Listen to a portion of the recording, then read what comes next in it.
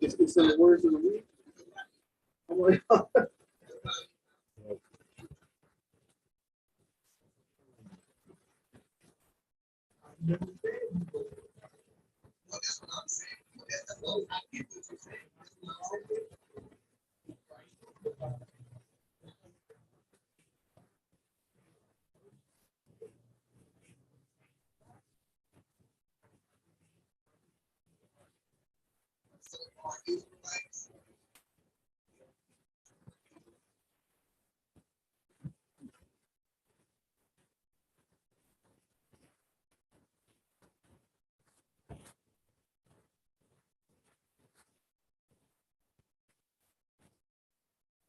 Right. So you need to open the clubhouse. Or along the clubhouse. Go up on the U. You go to Q. People are not going to want to come on. Send the link to it anyway. Yeah, whoever.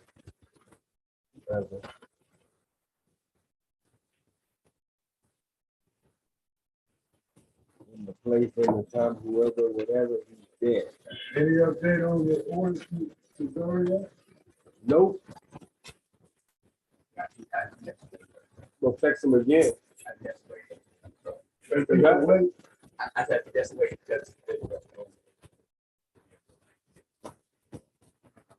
That's not. Yeah. You were shipping last week. What is it? You were just on here just a month ago. What's okay? Well, I'm gonna text him. I'm gonna text him again and let him know, bro. Like you're not keeping your word, so I'm letting you know that. Remember, you're the home of the truth. You ain't lying. If you ain't shipped the way you said you did, you're lying. You're right under the third command, so he's right there. Right there. I'm gonna tell him. I'm up to report you to the third in command. Yeah, you're lying. All right, so you use yourself. So we don't deserve business like that. You haven't seen the way. What is that?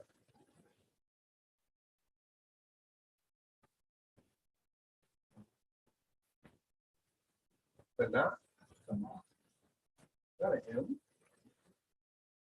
Got an M? Yeah. This is crazy.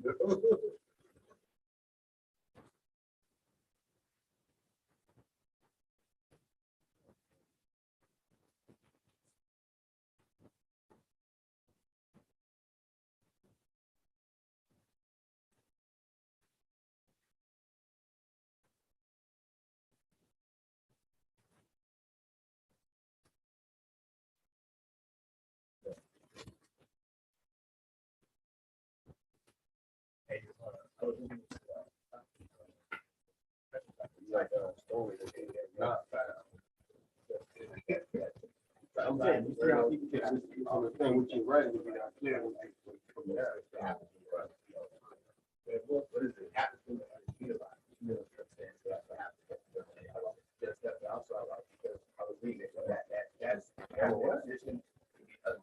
So I was like, get a connection. Oh, it's like it's tight. Yeah.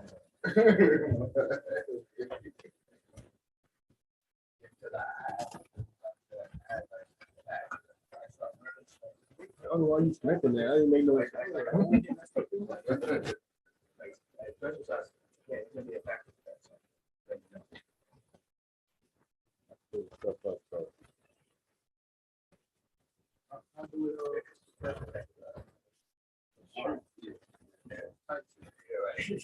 Go ahead.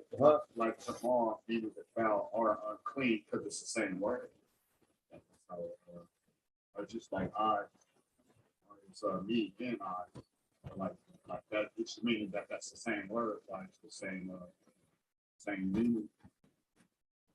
With the same meaning. Like Hey, someone tomorrow. like I think tomorrow. He's making the file. He's like, he's asking a question about that. hey, does it mean the same exact thing? No. Two different words. Right? It's unclean or defiled. Yeah. Right. What's the difference between unclean and defiled? Mhm. What's the difference between, I mean, two different things. What's the difference between being unclean and No, I said it's two different. What about the Hebrew word or the definition? you talking about that? I'm talking about the Hebrew word, right? Yeah, meaning the same thing, like even like eyes mean eye. So it's how it's being said in the sentence. Come on, anya can be Yeah, I or me. yeah. Yeah. So it's how it's being said in the sentence. I or me. How you using it? Right. No, the following is the same thing, the same Hebrew word. Come, Right. Like you said I and me, and you said wow. no, because I'm just going to the words that's together. I'm just saying how to put in the sentence like I'm going back home, or me, like who's going back home? Me, like it'll be meaning the same. You use the same Hebrew word for I and me. So I mean, my question is follows up, right? So is there a difference between Oh. If you defile, you're unclean. If you're unclean, you're defiled. They're one and the same almost, but slightly different. Mm.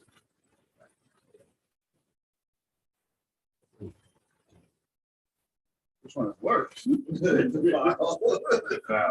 mean, being unclean, None of them work. Same thing.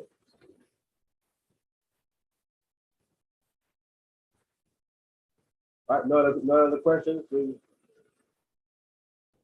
All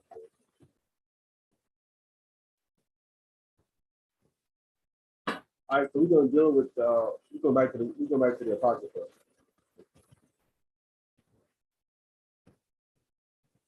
Wisdom of Solomon, chapter 2. So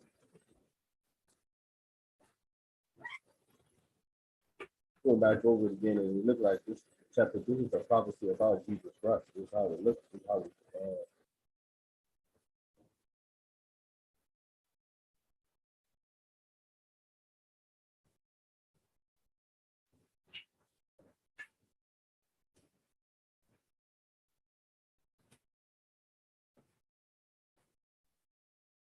we're going to do the whole chapter, so we'll do it from verse 1 and come all the way down. So, first part of the chapter, we'll start off with this, speaking with the Pharisees. Then we're going to get into verse, in verse 12 down, that's dealing with Christ, right? So 1 through 11, Sadducees, and 12 to 20, Jesus Christ, and then coming up again with the verse, right? All right, people who had that. I'll take first. Great, let me start. No, you know what? Go ahead. Go ahead. Okay. Wisdom of Solomon, chapter 2, from the top. For the ungodly said, reasoning with themselves, but not aright. Our life is short and tedious, and in the death of a man there is no remedy. Neither was there any man known to have returned from the grave. Right, so this is part of the understanding that we get from the Sadducees. They don't believe in nobody coming back, that kind of stuff, right? You tried it? Is it plugged up? You can look right in next to you, see it's plugged up. Plug it up.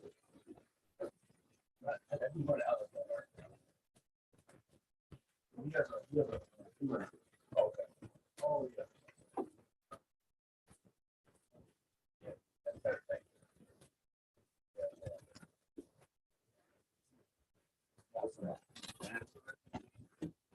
Let's get Acts 20. Come on, hold that. Get Acts 23, verse 6 to 8. Acts 23, verse 6 to 8.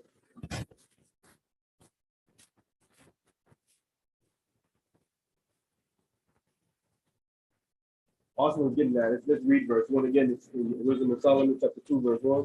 Con, Wisdom of Solomon, chapter 2, from the top. Hold on. Microphone a little far. We're thinking stuff. Everybody can hear what we're saying. All right, go ahead. Wisdom of Solomon, chapter 2, from the top. For the ungodly said, reasoning with themselves, but not aright, our life is short and tedious, and in the death of a man there is no remedy. Neither was there any man known to have returned from the grave. All right, look at the Acts chapter 23, verse 6 to 8. Yeah, I got it. The reason the book of Acts, chapter 23, starting verse 6. You read. But when Paul perceived that one part were Sadducees and the other Pharisees, he cried out in the council, men and brethren, I am a Pharisee, the son of a Pharisee. Understand what Paul is saying right there. When Paul is recognized what's going on in the room. Who's in the room? You see, recognize who's in the room. Because he knows both of their doctrines. He recognized who's in the room. So he said he's a what? Pharisee. He's still a Pharisee. He's been converted by this point already. But he's still saying he's a what? Pharisee. He's a Pharisee. People think he stopped being a Pharisee. He stopped being a Pharisee. Still a Pharisee. The problem was the Pharisees were with their old tradition. He got rid of that now. I said, chuck that garbage out. He came back. Right. You could be a Christian. You could still be a Christian. Just got to go and get rid of that pagan stuff with you. Get that crap out of here and do what the Most High law says is uncommanded. Still be a Christian. No, there's not a problem. I'm a Christian no more. No, you still be a Christian. Christian means a follower of Christ. When you claim to be a Christian, you wasn't following Christ, you was following paganism. Right. Get rid of the paganism and then do what the word says you're supposed to be doing, right? All right, go ahead. I am a Pharisee and the son of a Pharisee. You say the Pharisee, he's the son of a Pharisee, meaning that he's not his literal biological son. He's a teacher. Okay. Right? That's how it is. The teacher look at the student as his son. Right? That's what a father does. A father teaches his children.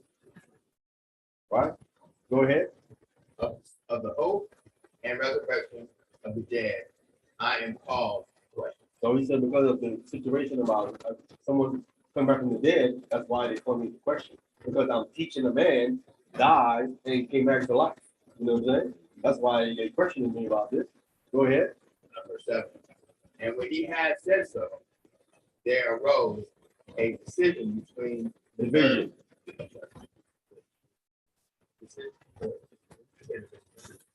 Said decision. Dissension. Dissension. Dissension. Okay, I know what it's. Dissension. Sorry, dissension. Okay.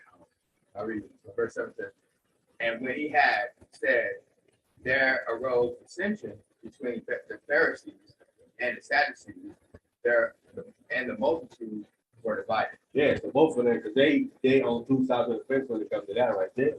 Okay. He said something, split him up. They split him right up. Boom. Go ahead. Verse 8. For the Sadducees said that there were no resurrection. There's no what? Resurrection. So you just read. They believe no one come up from the grave. So you see there ain't no resurrection. Go ahead. Neither angel. There's no angel. Go ahead. Nor spirit. And there is no spirit. You know that stuff you're talking about. There's no. You talking about there's none of that. No resurrection. There's no angel. There is no spirit. What you talking about? Go ahead. But the Pharisees confess both. But the Pharisees confess both. Right? So they believe in the spirit. Yeah. Okay. They confess both. They believe in the resurrection. They believe in the angel. Others believe in the spirit, but they believe. He said they confess both. But he named 3 things. You know what I'm saying? When Howard says their righteousness must exceed the Sadducees, Pharisees. the Pharisees, Scribes and Pharisees. scribes and Pharisees. He's not talking about Paul there though, right? You can't get more righteous than Paul. No, he's talking about Paul. Okay, all right. Paul wasn't even around when he probably said that. I mean, he wasn't even converted. He was around, but he was not. You know, he was still dealing with that oral stuff. So we see that the Pharisees are the ones that don't believe in no resurrection, no angel, they don't believe in no spirit. They only believe in the first 5 books. I don't know how, because the first 5 books, it speaks of an angel in the Bible, the first 5 books. I don't know how they don't believe in an angel.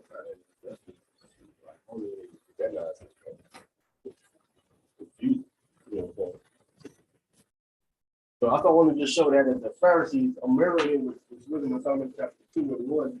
This is speaking of the Pharisees who don't believe in no resurrection, they don't believe in the spirit, don't believe in no angel. That's angels in the first 5 books.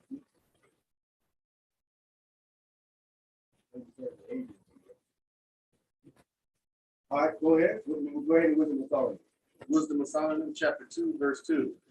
For we are born at all adventure, and we shall be hereafter as though we had never been. For the breath in our nostrils is as smoke, and a little spark in the moving of our heart. Right. I mean, that's what you would think if you believe there ain't no resurrection, no angel, no spirit. Well, we want to just live it up. All right. We just here for a minute. We'll be out of here. Just a little spark in our nostril. That's it. Go ahead. Which being extinguished, our body shall be turned into ashes, and our spirit shall vanish as the soft air. Right, turn into ashes. Ashes to ashes. That's the dust. Go ahead. And our name shall be forgotten in time, and no man shall have our works in remembrance, and our life shall pass away as trace of a cloud. Right, you know what that means. So that stuff in the chemtrail, disappear, like it's running the cloud, it disappears. Go ahead. And shall be dispersed as a mist that is driven away with the beams of the sun, and overcome with the heat thereof. Right, so this is big thing here.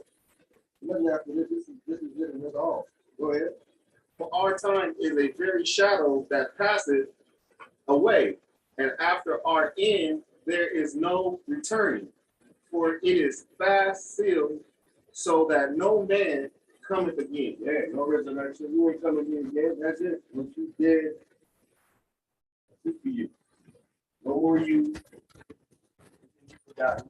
So why not me?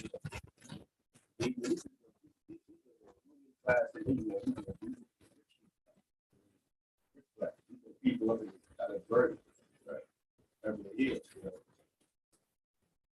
Go ahead. Verse 6.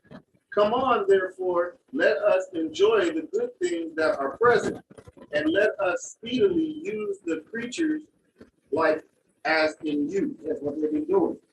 It's use people. Go ahead. Let us fill ourselves with costly wine and ornaments, and let no flower of the spring pass by us. So they not letting no pleasure get past, and they got the best garments on. They got the best wine, right? And they let no flower of the spring pass them off. They enjoying everything. Go ahead. Let us crown ourselves with rosebuds before they were withered. Yeah, so they living it up. Everything else, their houses, right? This is what people say about you know, walking and throwing that stuff in front of the walls off. Go ahead.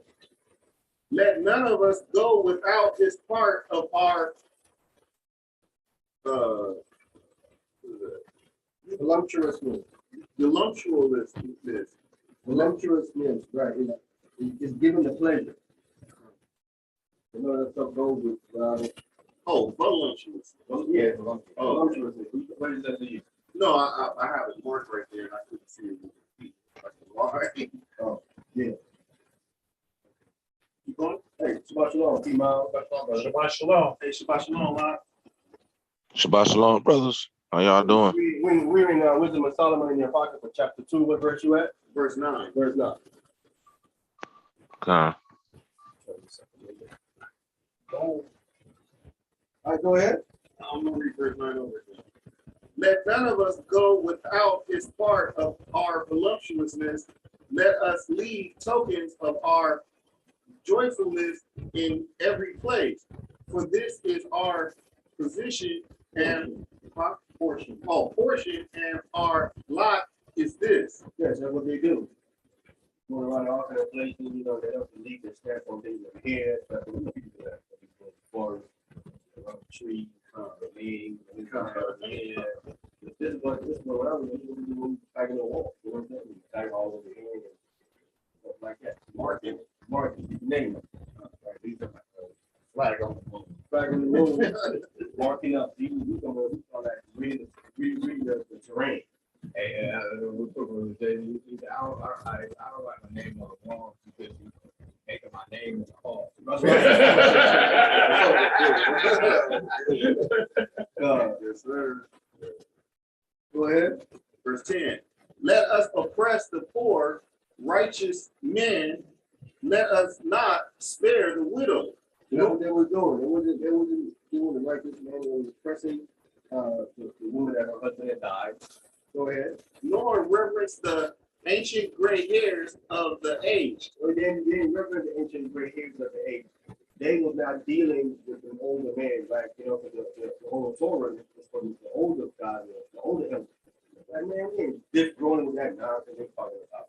You get the first 5 books, so these men said a bunch of nonsense, they kill they done their own. We ain't respecting none of that. We ain't dealing with that. Okay. Go ahead. Let our strength be the law of justice. For that which is feeble is found to be nothing wrought. Yes, our strength be the law of justice. We're doing without the position that we have. You know. So even if you like our position that we have over you, make me wrong. Now, who's the judge here? He's going to correct the judge? Lock him up. Even though you're right, you can't correct the judge, can you? You go there and tell the judge you wrong. You put that gavel on that thing, you're going to be in trouble. Yeah, well, you completely right what you're saying, but he's the judge, you're like, try to correct me. No respect for the court. This is what they're saying they're going to do. Our train's going to be the law. All right, go ahead. Therefore, let us lie and wait for the righteous. All right, now we switching over now to the Pharisees. Read verse 12. We going to the Pharisees. This is a prophecy here that fits Jesus Christ. We're going to go through it verse by verse. I'm starting this verse. Start at verse 12. We're going to do verse by verse. Right? Before we go through verse by verse, I want to come back now so we can establish this about Solomon. We want to first get Mark chapter 7. We get Mark chapter 7, verse 5 and 6. Mark chapter 7, verse 5 and 6. We got the Pharisees. We don't talk about how they don't believe in no resurrection, don't believe in no angel and no spirit.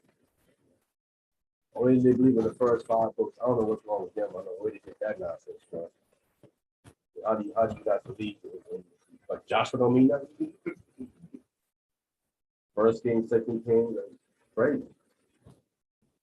Isaiah, Jeremiah, none of that means that's just crazy. Mark chapter 5. Verse 5 and 6. Okay. People of Mark chapter 5, verse 5 and 6. Mark chapter what you said? 5. Mark chapter 7. 7. Verse 5 and 6. Sorry, 7.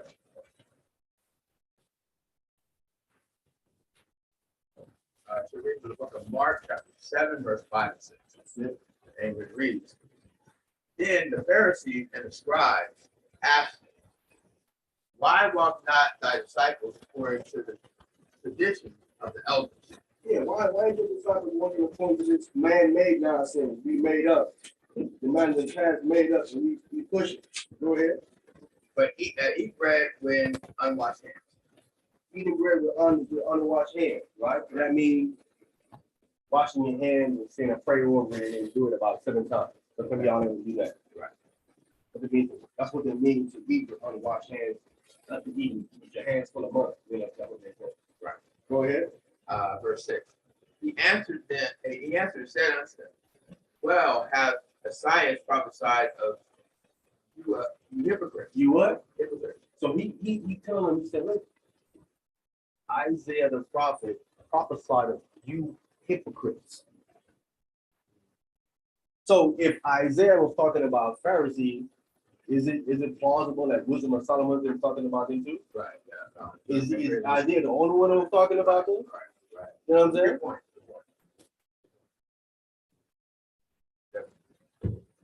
He said Isaiah brought y'all.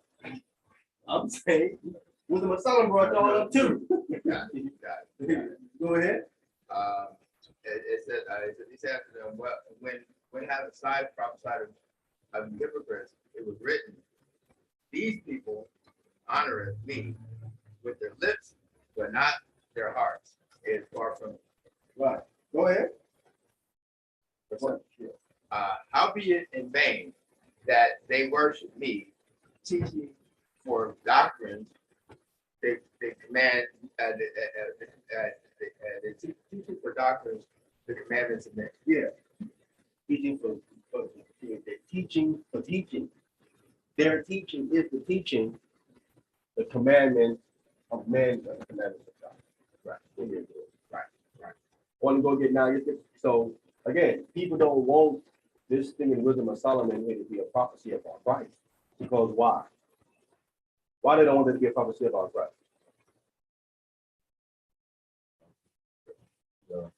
In the Wisdom of Solomon.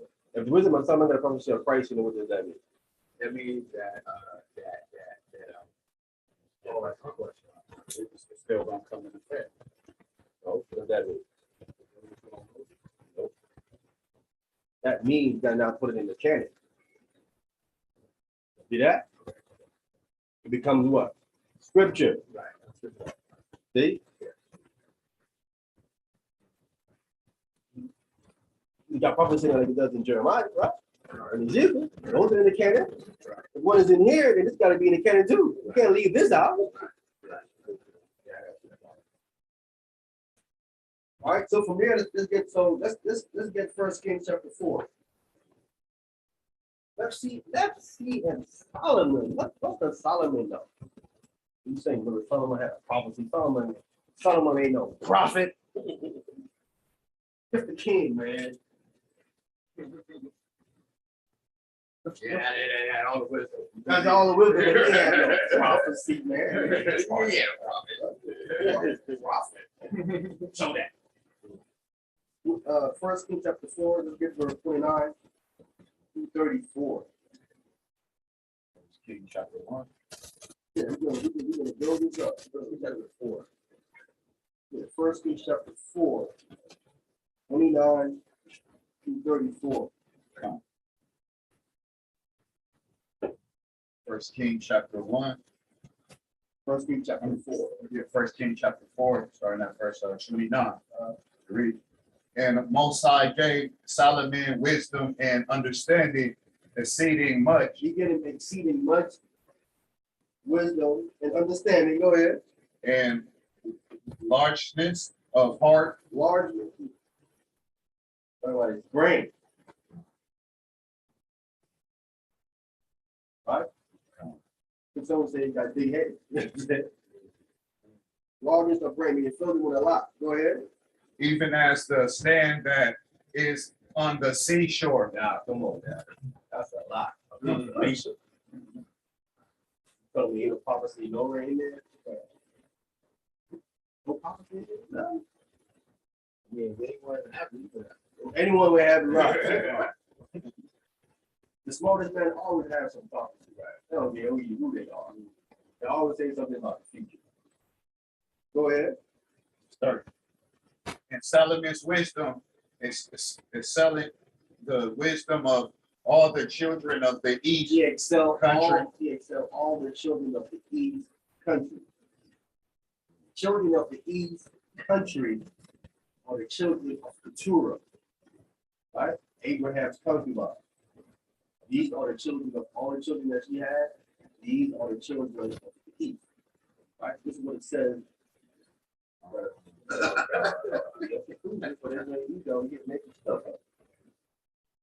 Let's get out with the Jasher. Making stuff up. Where is that at, brother? You can see that hot.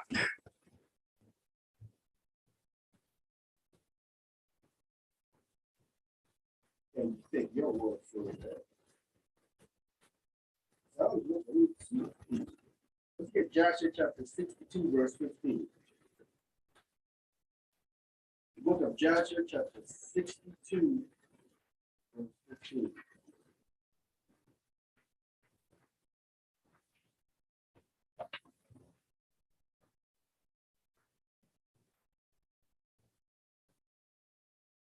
Verse what is it?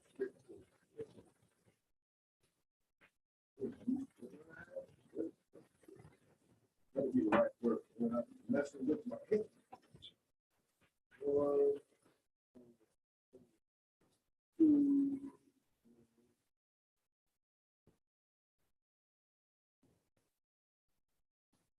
Go ahead. I got it. So this is the book of Joshua, chapter. Okay, you lock on the microphone. Okay. We read from the book of Joshua, chapter 62, and verse 15. And it reads, and the children of Midian sent to all their brethren, the children of the east. So the Midian sent to all their brothers, when they're related, the children of the east. Go ahead. And all their brethren, all the children of Keturah came to assist Midian to fight the Moab. All the children of who? Keturah. All of them are the children of the east. The Midian call all their brothers the children of the east. Midian is from Keturah. He's one of the children of the east. So he called up his brothers to go fight against who? Moab. They're the children of the east, right? You clear who they are. Let's go back to the Bible. Again, whoever is saying that Joshua and Canaan, prove it. Prove it. We can show you that you're wrong. But we found where they have even mistranslated Joshua into some part of English, it's been mistranslated. So I'm trying to find the rest of it to clear up all the other discrepancies that they have mistranslated from the Hebrew into the English. Okay, but if the measurement stick is that, that's in every text that we have. There's the mistranslation and all of it. That can't be what you're saying. Why you don't read the book of Joshua out? You can find the same thing in the Bible. All right, let's go back. Let's finish off here. We in 1 Kings chapter 4. And let's read verse 30 again. The 1 Kings chapter 4, verse 30. And Solomon's wisdom excelleth the wisdom of all the children of the east country and all the wisdom of Egypt. And all Egypt too.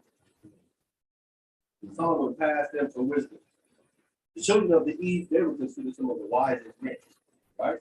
That's one of the locations from where Job comes from. He's from the Hebrew area over there too, right? Balaam, he comes from that area over there too, right? Who comes from there too as well? Abraham comes from that area too as well. Shem was in the area. Well, Chesedek is all in that area. It's in that area right up there. Well, I don't know. So he sent all of them, and he sent all the wisdom of Egypt. Go ahead. 31. For he was wiser than all men. He's wiser than all men. All of them. Go ahead. Then Ethan, the Azarite, and Heman, and Chalco, and Darda, the son of Mahol, and his fame was in all nations around about. His fame was in all the nations round about.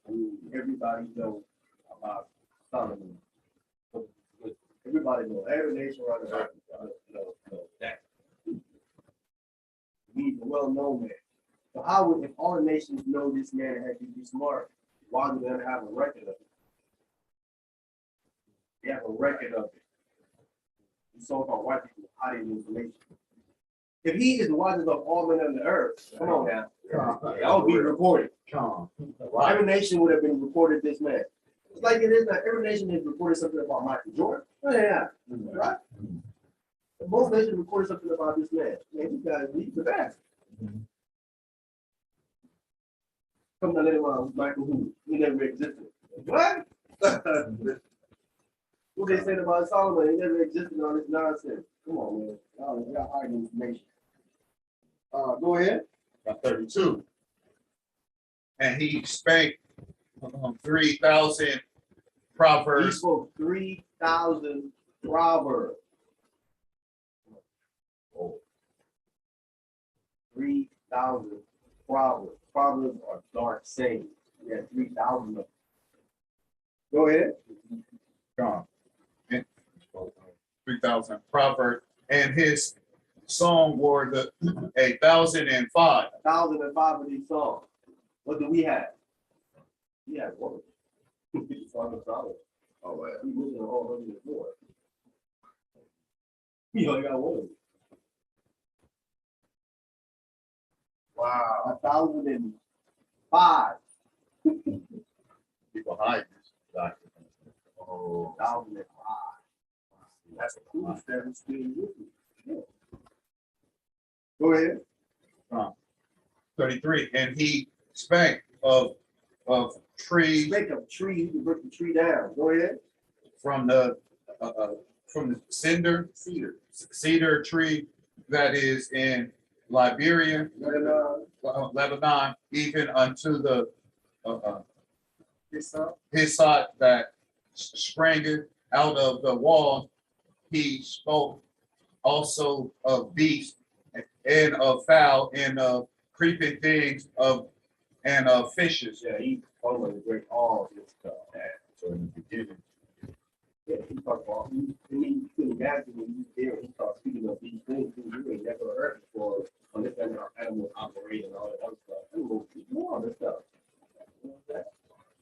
This man know all this. Like, I mean, he's expert at birds, but not in fishing. right? The Adam know? You need to man, huh? The Adam know? What? Like some of these things that. Yeah, he knows some of these things, yeah, definitely, because he named it. You know, you understand the name correctly. I think. Yeah, so I mean, creeping thing, I mean, come on, you know what I'm saying? All in one man, you know this stuff. Go ahead. 34. And there came of all people to hear the wisdom of Solomon from all kings of the earth, which had heard of the wisdom. Yeah, they all came to hear. Everybody came to hear his wisdom. Well, how do you come in before this stuff? The kings even came. You know how the kings move. They ain't just gonna leave their kingdom to hear someone talk about whatever they already have their wise men talk about. He's rather to say something that he ain't never heard from nobody. Right. They all talk with them here. You tell me out of all of that, they're getting the old prophecy in there. You know?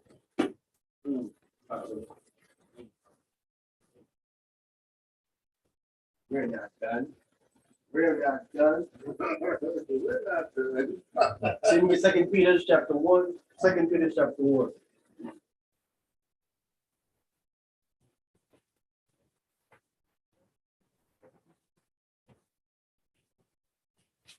Second Peter chapter 1, verse 20 and 21. I got it. Read the book of 2 Peter chapter 1, verse 20 and 21. And it reads, knowing this first, All right, so you gotta know this first. Go ahead. that no prophecy of the scriptures is of the private interpretation. So with the prophecy that he's speaking of, this was not known proper interpretation. He's speaking of about the bring out. I mean, this is not of no man's expounding, private interpretation. Go ahead.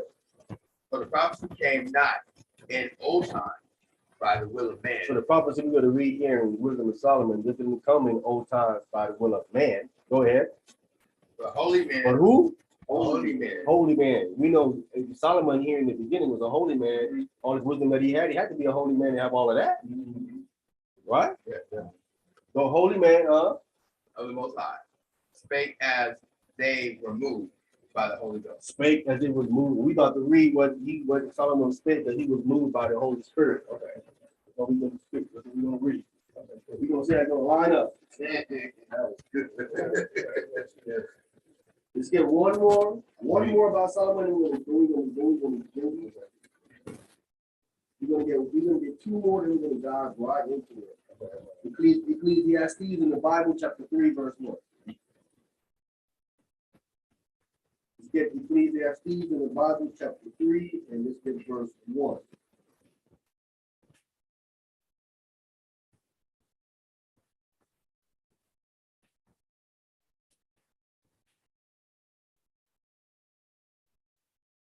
This is Solomon speaking here, all right?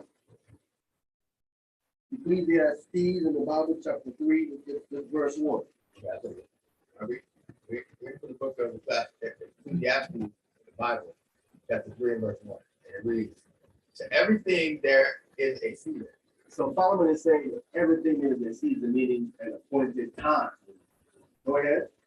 Time to a time to every purpose. And then there's a time. And what's a time? The time is a scheduled event. Right? Isn't that what it is?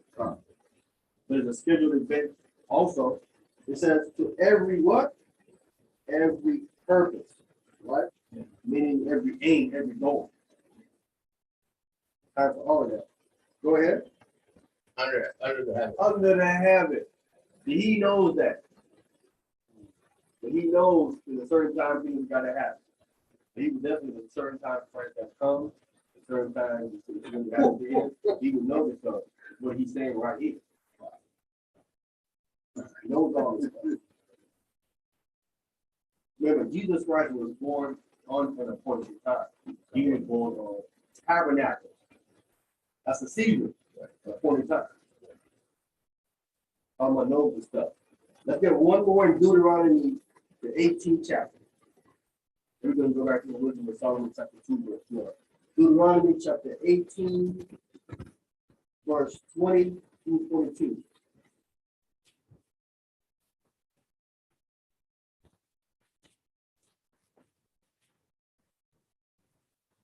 Chapter 18.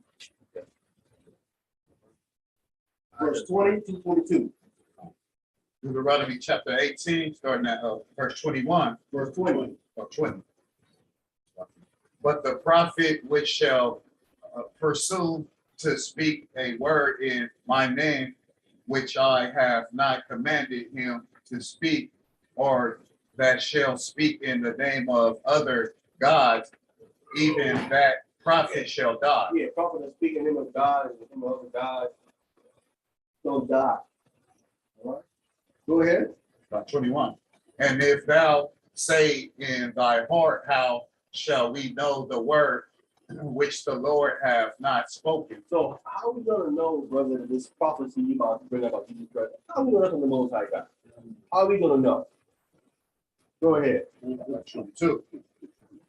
When a prophet speaketh in the name of the Lord. So when Solomon is speaking, this prophecy would definitely come from the Lord. Go ahead. If the thing follow not. If it does not follow, it doesn't happen. Go ahead. Nor come pass. Nor come to pass. Go ahead. That is the thing which the Lord hath not spoken. Man, that didn't come from the Most High. Didn't happen. That's how you're gonna know. If it happened, that's your ruler right there to know. No, God said that. So now we're gonna read it and see if what he says lines up with what happened with Jesus Christ. To see if it's true or not. Because if it doesn't line up, then that's gonna come from God. That's a lot. Okay, now back to Wisdom of Solomon, chapter 2, verse 12 is where we at now. Did we finish 9? You finished what? Okay, yeah, you finished, yeah, you at 12. Okay. Verse 12. Therefore, let us lie in wait for the righteous, because he is not for our turn, and he is clean contrary to our doing. Yeah, let's get the first scripture.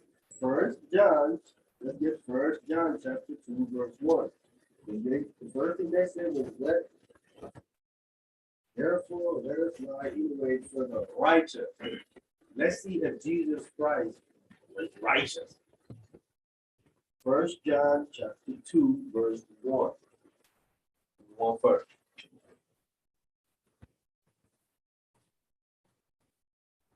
Read the book of First John, chapter 2, verse 1, sir. And it reads, my little children, these things I unto you, that ye not sin, and if I'm sorry, and ye sin not.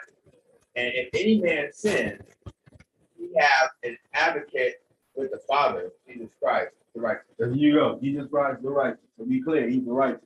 If any man sin, we have an advocate, right? We have a lawyer. Where? With the Most High to take care of it, right? Jesus Christ, the righteous. So we clear he's the righteous. They said, therefore, let us lie in wait for the who? Right. The righteous, right? Yeah. Because he is not for our turn, right? He's clean, right? Mm-hmm. From there, let's get St. John chapter 7, verse 1.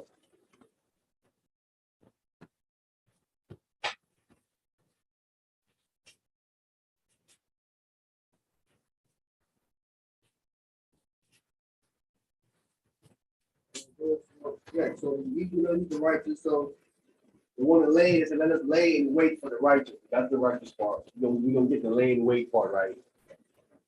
We got St. John chapter 7, verse 1. Okay.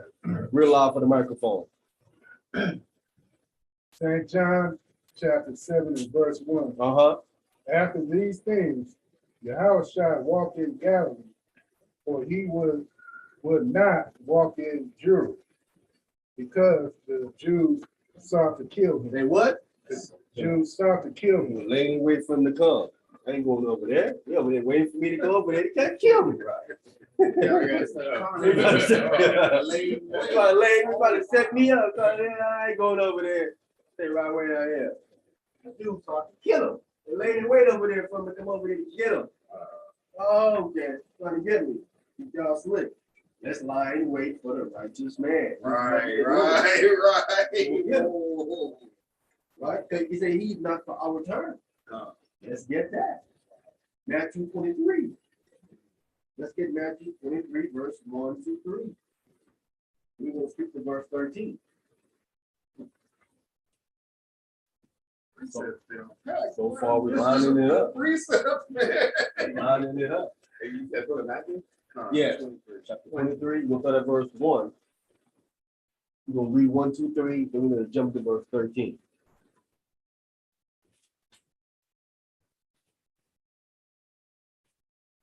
So, get one more time. Matthew chapter 23, we get verse 1, 2, 3, then we're going to skip to verse 13. Okay, I got it. So, reading from the book of Matthew, chapter 23, verse 1 to 3. It reads, then spake Jesus to the multitude. He spake this to the public multitude that was there. Go ahead. And to his disciples. Go ahead. Verse 6. Saying, the scribes and the Pharisees sit in Moses' seat. He described in the Pharisees, they're sitting in Moses' seat, which is a judgment seat, right? Remember, Moses was judging people in the wilderness. They're sitting as judge. Go ahead. Verse 3. All therefore, whatsoever they bid, you deserve and do. Okay, so all that, it doesn't say they, you know what it says in the original Hebrew, right? It says he. Right. All that he's who? Moses. If they're sitting in Moses' seat, then it's logical you should do what Moses said. So all that he says to do, that observe and do, right? There's no way Jesus Christ is telling people to do what the Pharisees tell them to do. He's not telling them to do that. That will make no sense whatsoever. Right? Go ahead. Do not ye after their works. Do that. Okay, so don't do up to their work. So why we telling them to do what they said to do? Because they don't do up to their work. Right? Go ahead. For they say and do not. For they say and do not. They say, but they ain't following their own word. They're hypocrites. Right? So again, why would Jesus Christ tell you to follow them? Why would he say all that they say to do? Then come right back and say that they say and do not. Wouldn't make any sense. Right? Christians read this verse right here, and that's thinking. That would make no sense. He would never say nothing like that. Never. So you can't say they right there. Gotta be he. That's verse 3. So go to verse 13. Jump down to verse 13. Yeah. So that shows you that Christ ain't for their turn because why? They a bunch of hypocrites. Came with the idiots. Y'all ain't supposed to be Moses' seed, period. Right. Verse 13. Verse 13. It reads, but woe unto you, scribes and Pharisees. Whoa, destruction unto you, scribes and Pharisees. What? Hypocrite. Hypocrite. if you call someone a hypocrite, what do you say? You wait for them being in power. Wait, they're Right? Oh, You're a hypocrite. Hey, for you being in power, sit down. You know what I'm saying? I would say, you got an axe grind on. They got to grind on. Remember, he said this with people all around. Right. Public. You know how it is when you talk about you in public. Oh, yeah. Oh, your blood boiling, right? You hot. Right. He's up there telling them, don't follow them, follow Moses. They sitting in Moses' seat, but he's saying, don't follow these clowns right here, follow Moses. Right in front of their faces, he's telling them. You know, they hot. He said, oh, yeah, he's gonna get him. Oh, I want to get to work now. We know we're going after this. They're afraid to touch somebody out there with touch. Christ spoke with force, confidence. They're like, I want to get him, but I'm not sure if I get him. Right. Why you ain't telling the truth?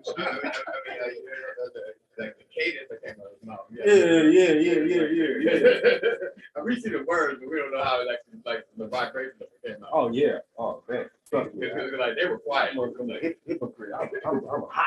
Yeah, You know what I'm saying? Real. If we in public, behind the door, Lord, we're like, yeah, you just talking. But we in the public? Yeah, hypocrite in front of the multitude? He spoke with the voice of many waters. Yeah, Everybody heard him. Not in public, behind closed doors, we might be able to let that ride.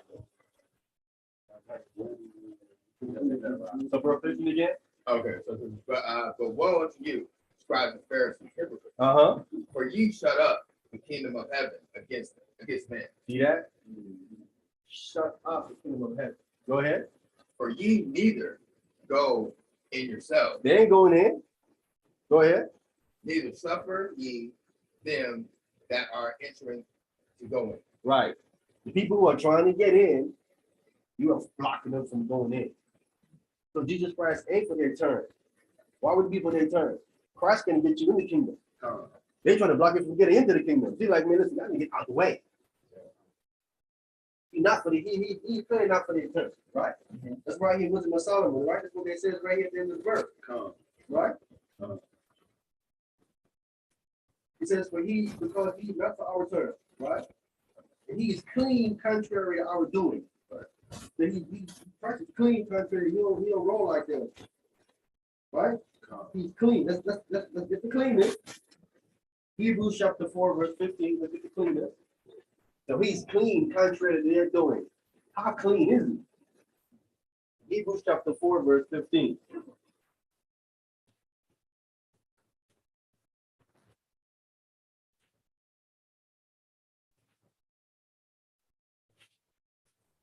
The book of Hebrews chapter 4, verse 15. I got it. Go ahead. All right. We can read the book of Hebrews, chapter 4 and verse 15. And it reads, for we have not a high priest, which cannot be touched for the feelings of our infirmities, but was in all points tempted like as we are, yet without sin. Without what? Sin. Clean, right? Right. That's clean. Not the Pharisee. Quite tempted like all men was, but yet without sin. So that's the part we're looking about. He's clean, contrary to our way. Clean. He ain't got no sin up on him. Right? And then the next part says, he clean contrary to our doings. He upbraideth us with our offending the law. Matthew 15. So Christ is checking them for them breaking Torah. I'm gonna get the whole, let's get Matthew chapter 15, let's get 1 through 14. That's gonna cover the whole thing. Matthew chapter 15, verse 1 through 14. He upbraided us with our offending of the law. Let's see Christ doing this right here. Literally doing this to them. Upbraiding them. Upbraiding means to rebuke, like reproach, right? When you upbraid someone, you can reproach, to disgrace, to discredit, or to rebuke. Who have that? Matthew chapter 15, verse 1. I'll take it. Matthew chapter 15 from the top. Then came to Yahushua scribes and Pharisees, which were of Jerusalem. So these ones, because you have them from different areas. These ones came from Jerusalem, right? Go ahead. Saying, why do thy disciples transgress the traditions of the elders? Go ahead. For they wash not their hands when they eat bread. Yeah, we don't do that nonsense. We don't do all that. Go ahead. But he answered and said unto them, why do ye also transgress the commandments of the Most High by your tradition? Why are you breaking God's law by your tradition? Why are you doing that? Go ahead. For the Most High commanded, saying, honor thy father and mother. If God said to do that, go ahead. And he that curseth father or mother, let him die the death. That's what God said. Go ahead. But ye say, But now here you come with your nonsense. You say, whosoever shall say to his father or his mother, it is a gift, by whatsoever thou mightest be profited by me. so it said, so if your mother and father want something, you go ahead and tell them that it's no, I can't help you, Bob. I can't help you, Bob. This is a gift. A gift to who? God. God. Right. God comes before you. I gotta give it to God. Right? And telling them, tell your mother, your parents, tell them that's for God. But you know what I'm saying? But you gotta give it a little cut at the end. The back end, give it a little cut. You know what I'm saying? That's why I said where you might be profited, they're getting some of it. If they're getting cut out of it. Right? Go ahead. Verse 6. And honor not his father or his mother, he shall be free. And he doesn't help his mother and his father out. He don't honor his father and his mother. Go ahead. Thus have ye made the commandment of the Most High of none effect. You're making God's commandment pointless, worthless, by your tradition. This is what they're doing. They're nullifying the commandment with their tradition. Go ahead. Ye hypocrites. Ye what? Hypocrites. Hypocrites. Again, call them a bunch of hypocrites. Listen here, you bunch of hypocrites. Go ahead. Well did Isaiah prophesy of you, saying, this people draweth nigh unto me with their mouths, and honors me with their lips, but their hearts is far from me. Hey, Shabbat Shalom, Emmanuel. Shabbat shalom, brother. Hey, Shabbat Shalom. Shabbat shalom. Yeah. Go ahead. Verse 9. But in vain they do worship me, teaching for doctrine the commandments of men. Go ahead. And he called the multitude and said unto them, He called them all together and said unto them, go ahead. hear and understand. Not that which goeth into the mouth defileth a man, but that which cometh out of the mouth that defileth a man. Right. It's spiritual. That's what doesn't defile you. Not that nonsense doesn't want to wash your hands and say a prayer 7 times. That's what the Go ahead. Verse 12. Then came his disciples and said unto him, knowest thou that the Pharisees were offended? They were what? Offended. They were offended. See, he was rebuking them, and they got offended. They was mad at what he said about them. Don't you know that they was offended? Man, they were hot. They were mad what you said. Go ahead. After they heard this saying. But he answered and said, every plant which my heavenly Father hath not planted shall be rooted up. So So we know right there that God didn't plant them. Right. Someone else planted them. Right, right. They're gonna be rooted up. Right? Go ahead. Let them alone. Let them alone. Why? They be blind leaders of the They blind. be what? Blind leaders of the blind. Blind leaders of the blind. This is what we say to them pastors in churches. Man, blind leaders of the blind. They don't see. Go ahead. And if the blind lead the And blind, if the blind leads the blind, both shall fall into the ditch. they done. Done. I remember when I was young, the guy that yeah, he had a perfect example, but it's like, stuff like so. It's like a person that's driving a car and you see the headlights there, so you do exactly what the headlights do, they never get. When you drive in the dark, when it's foggy, you can't see anything, but you see the car in front of you, that's it. So when you see that car stop, you might stop too, but you like, it's kind of like something like that. Because you can't see, it's really dead fog. No, this is different. This is the blind leading. I mean, if you're blind, you can't see nothing, right? Right. Okay, you ain't see no car, you ain't see nothing. Right. So the blind is leading the blind, right? Come this Both of way. them going to fall into the ditch, right? So if there's a ditch over here and there's the walkway here, and you don't know where you're going, He's gonna fall in it. Or they continue trying to lead the lost sheep. Talking about the sheep, yeah. nah, I'm almost the king. That these happening in these churches, right? That feeling isn't the truth. Listen, they listening to us. These pastors in these churches are listening to us. They're having meetings about us. Remember last year when Sarah Smith came on and said they were having a meeting about us trying to tell Jesus as Israelites? They have meetings. All these pastors all over this country have meetings about how to deal with Israelites. Especially after IUIC started going for the churches and preaching and fights and all that. They have meetings about how to deal with Israelites. Because I mean, it's not that they're using the Bible more than that. Definitely. But bringing out more understanding, Right. Again, I think years ago when I went to a church, not my pastor, Everybody. truth and all that. Everybody say that that's my church. I said, Lord, let's go. I go to the church, I ask dude one question. One question. You ain't changing nothing in here? What are you talking about, bro? Answer the question. You ain't gonna change nothing. What are you going to respond to my question? You ain't gonna change nothing in here. What do you say? Well, did you ask him after the service or was it? No, dude, we have Bible study. It's on Wednesday. Oh, okay, gotcha. Wednesday Bible, you get to ask questions. Right, okay, gotcha. So my pastor know the Bible. He can answer your question. Oh, you like, okay. Let's go. Let me show you. I got it. We can't. Okay. Right. He coming with a whole different response. Instead of answering the question, I don't know that. Because I backed him into a corner. That's what I did. I backed him into a corner with one question. What I did. What did you ask?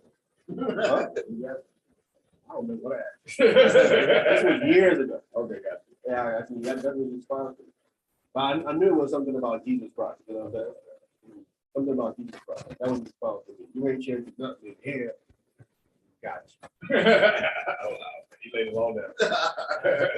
And the other person still didn't see it. Like, They don't see it. They're blind. They're blind. Right. Yeah, they don't even catch what I was asking. He caught it though. He got it. He caught what I was trying to say. Right. He was like, I'm gonna this right now. That's why he right. That's what he was Yeah, saying. right. I got it. You ain't change I that. got no answers for that.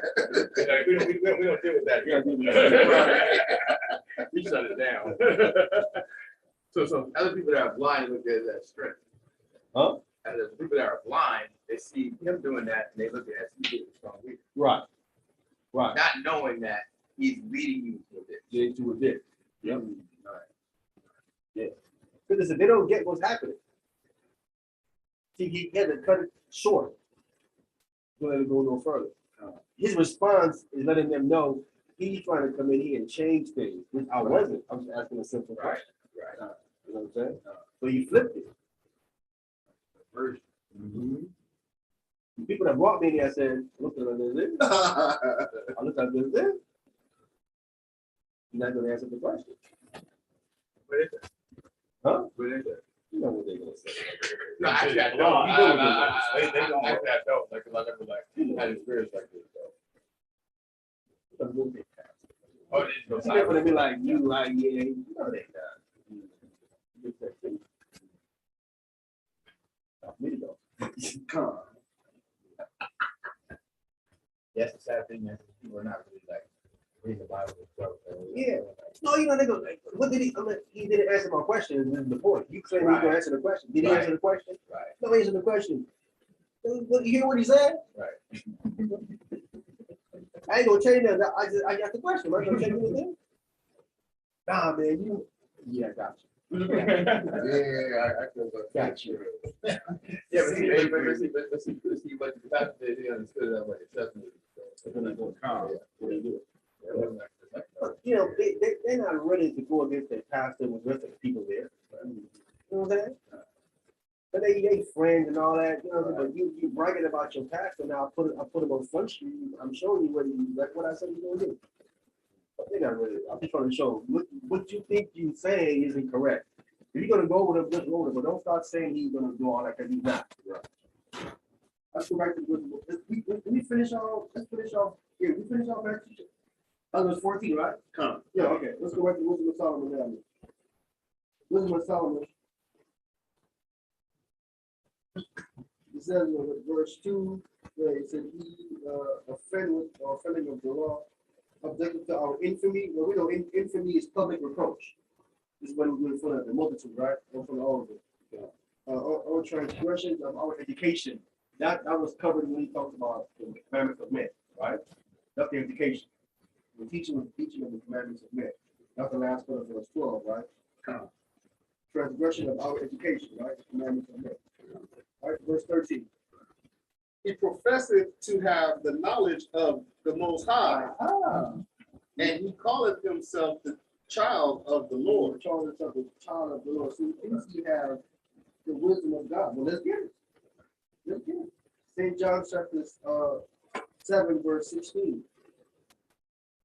St. John chapter 7, verse 16. The Christ perfected of the knowledge of God.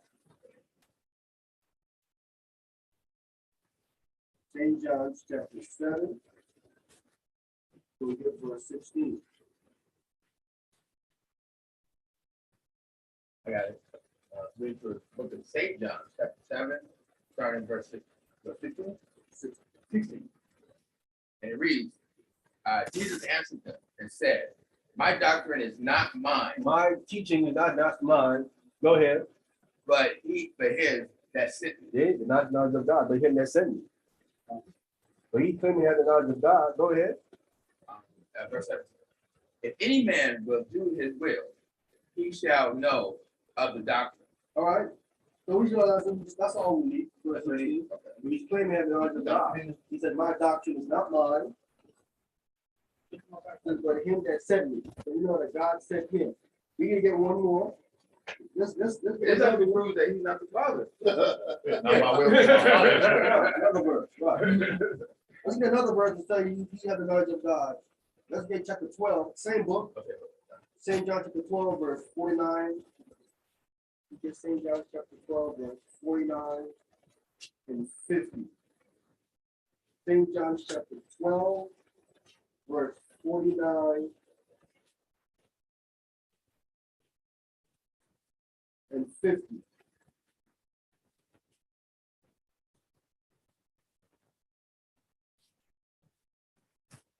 St. John chapter 12, verse 49 and 50. Him again confessing that has the knowledge of God. Go ahead. Read for the book of St. John, chapter 12, verse 49. It reads, for I not spoken of myself, but the Father which sent me. He gave me a commandment, what I should say and what I should speak. So clearly he's saying that the knowledge of God. God told him what to say, what to speak. Go ahead. Verse 50. And I know that his commandment is life everlasting. Whatsoever I speak, therefore, even as the Father said unto me, so I speak. So there it is. He's speaking his own word. He's speaking the knowledge of God. See, those stuff that have the knowledge of God, right? And the last part is that he said that God is he's the son of God, right? That's what he said. God is of God, and he calleth himself the child of God, the child of the Lord. Right. Let's get that. St. John chapter 10, verse 36. That's all we need. That's in St. John chapter 10, verse 36.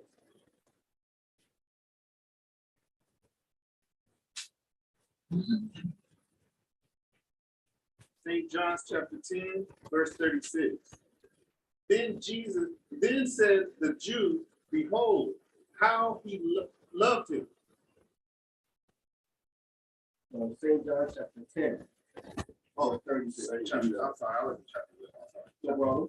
Chapter 10, verse 36. Yes, sir. And it reads, say ye of him whom the Father hath sacrificed and sanctified and sent into the world, thou blasphemy, because I said I am the Son of the Most High. There it is. I'm blaspheming because I'm the Son of God. Isn't he claiming to be the Son of the Lord? Jesus Christ said all of that. Right? Who's fulfilling this stuff so far that they're willing to Solomon? I don't know who Jesus Christ is fulfilling all this stuff. So far, no, he was fulfilling all this stuff. Right? Let's go back to Wisdom of Solomon. Read verse what now? 14. Go ahead. He was made to reprove our thoughts. Woo! He was made to reprove our thoughts. You gotta get that. So reprove our thoughts, I mean, a way of thinking. Definitely. Okay. Let's get Matthew chapter 9, verse 1. 1 through 7. Let's get that first. Matthew chapter 9, verse 1 through 7.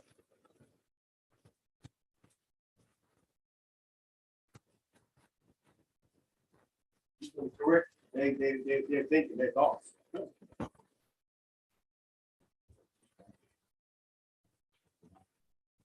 Starting at verse 7. No, 1. Matthew chapter 9 from the top. And he entered into a ship and passed over and came unto his own city. Go ahead. And behold, there brought to him a man sick of a palsy, lying in bed. And Go ahead. And Yahweh Shai, seeing their faith, said unto the sick of the palsy, son, be a good cheer, thy sin be forgiven thee. Your sin forgiven you. That's Christ said to the man. Go ahead. 3. And behold, certain of the scribes said within themselves, this man blasphemies. Cry you, he blasphemer. Go ahead. 4. And Yahweh Shai, knowing their thoughts, So said, he know they what? knowing their thoughts. He knowing their thoughts. See that? Yahweh Shai knowing their thoughts. It said that he was made to reprove their thoughts. He knowing their thoughts. Go ahead. Wherefore think ye evil in your heart. Why are you thinking evil in your heart? You know what they were thinking. Oh, okay. I got what Why are you thinking evil in your heart? See, he know their thoughts. He want to correct them. Right. They saying he's blaspheming. You know what I I'm got saying? you. I got you.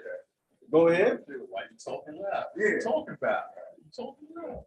5. For whether is easier to say, thy sin be forgiven thee, or to say, arise and walk. So that's why that's in reproving their thoughts, which is easier to say. Right. They think it's blasphemy to say something like that. He's correcting. Go ahead. 6. But that ye may know the Son of Man have power on earth to forgive sin. Mm-hmm. Checking them. Working their thoughts. Go ahead. Then said he to the sick in the palsy, arise, take up thy bed and go unto thy house. That's verse 7. 6. Go ahead. So take up your bed and walk. So they said that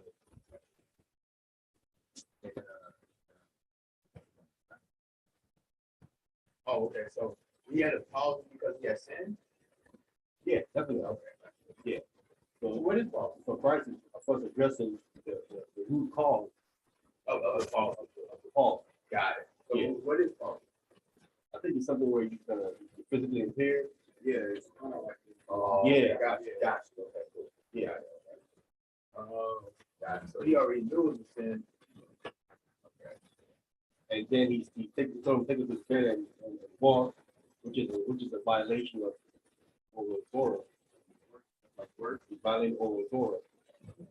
Yeah, they can say so. He not only is he blaspheming, he's teaching, he's telling this man to violate the over the Torah right in front of their face. Like they say they said he's not honoring the Sabbath, but he actually is.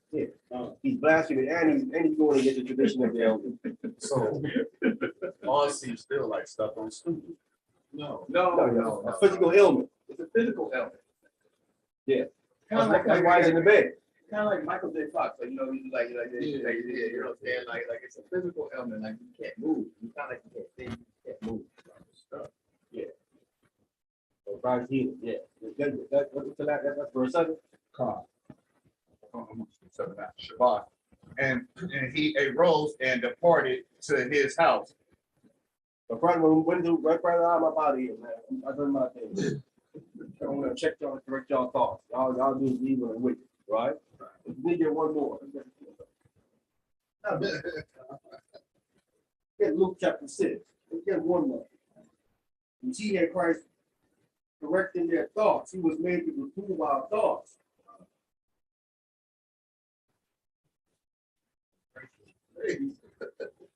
In the face. In the face. You said Luke chapter 6, what verse? For 6 through 11. Okay, I got this. I'm reading the book of Luke, chapter 6, starting in verse 7. Verse 6 through 11. 6 to 11. It reads, it came to pass also on the other Sabbath that he entered into the synagogue and taught. And there was a man whose right hand was withered. Right hand messed up. Shriveled up. I mean, Dried up. dried up. Right. Yeah, go ahead. Verse 7. And the scribes and Pharisees watched him, whether he would heal on the Sabbath. Yeah, watch it. Let's see what he gonna do. Let me watch him. Let's see what he gonna do right quick. Right. Go ahead. And they might find an accusation against him because they haven't found one yet. Yeah, they found one yet. I want to find ammunition against him. Let me see you go break the Sabbath. Let's see. Go ahead. Verse 8. But he knew their thoughts. He did what? He knew their thoughts. He know their thoughts. Again. Go ahead. And said to the man which had the withered hand, rise up and stand forth in the midst. And he arose and stood. Yeah, quite good that little petty thought. Go ahead.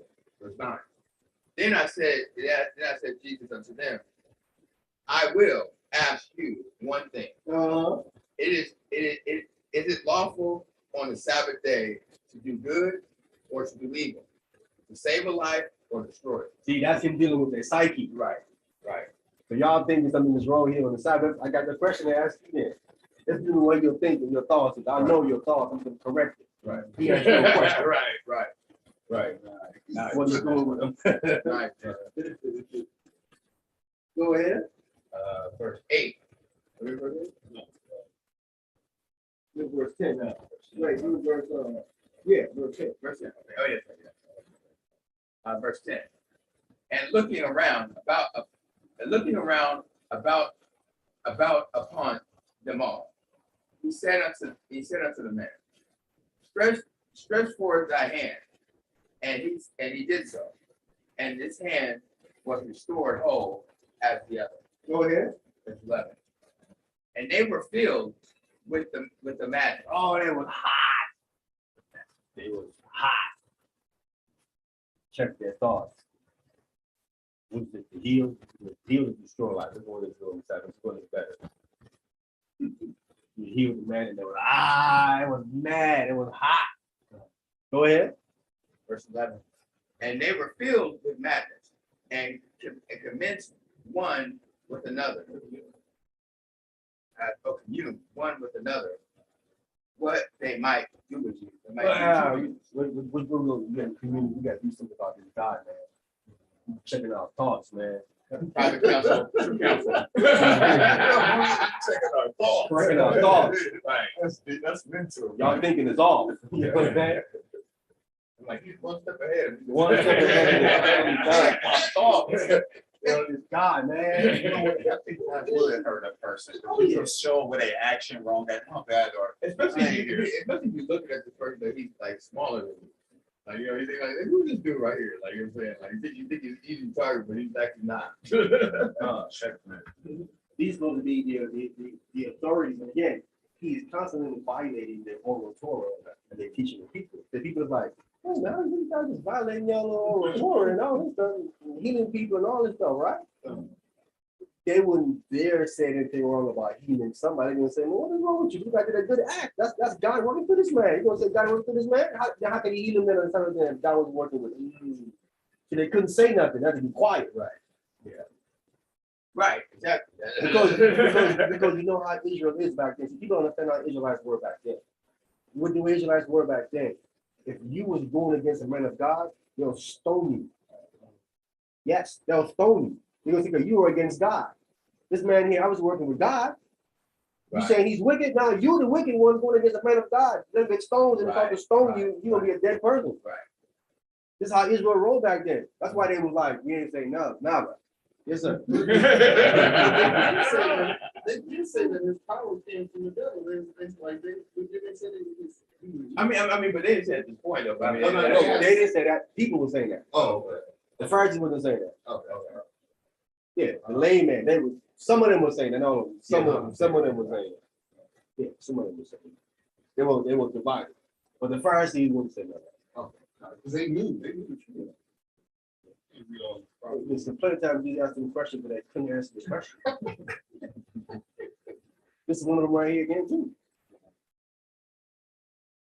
They had a little, they was mad, had a little meeting. What's going to do about this man, man? Yo, what you said, man? I wanted to do something. I couldn't do nothing though for the people. Right. Right. You know, purpose. Man, He's supposed to scripture too, like man, like. Oh, yeah. Go ahead. Normally with the gathering, that is the repercussions when you're not with their doing. Oh, definitely. That's the normal of most groups, and most people when they come to that gathering, like, you know, we want to do this, man. Like Malcolm X, huh? Right. Well, the thing about it is Malcolm X didn't have the backing of the people. He didn't have that. They didn't have his back. I don't know, they couldn't touch him. They couldn't kill him without killing him. Right. But you know, some of the people that originally tried to kill Malcolm X actually turned over and went on his side. Right? Yeah. If the original wanted to kill him from milestone thing number 7, they said it was, they actually turned. And because they were the one who was helping them stay alive that long, he'd have been dead. Right. He'd have been dead, but they're the one that was like, listen, I'm gonna show you how they think. I was the one trying to kill you, so I know how they think trying to get you. And they became security. Mm-hmm. And security was telling them in that thing, they said, dude, don't go out here, dude, telling them, dude, I don't feel right about this, man. Right? Because Malcolm didn't want them to be patting people down. He said, man, you have to protect you here. I can't pat them down. They can walk in there with anything. He said, man, I don't want to do all this. Dude, well, don't go out there, man. I can't protect you. What you talking about? That was the show. Right? Yeah. But that's in there too. We're like, if how they walk in there with a gun to shoot them if there obviously wasn't patting nobody down. They could have hit those guns that they had. Dude had a shot. Where you gonna hide that? Right. Yeah, for real. Which way gonna hide that? There was no pat downs when the people that walked up in that theater, in that record. You know what I'm saying? That's deep. So dude is telling them, bro, I can't protect you. I can't pat him down. I don't go out there. It's hard for me to protect you. I what do you do? You know what I'm saying? He shows the mountains. Right. He trying to like, doesn't pat them down too. Everybody get pat down, you know what I'm saying? But he more worried about what people's perception is, Yeah, and right, not right, his right, own right. life. You know what I'm saying? He thinking if I pat him down, they won't want to hear me because I'm going through all this protocol. It was safe. No, it wasn't. It was, man.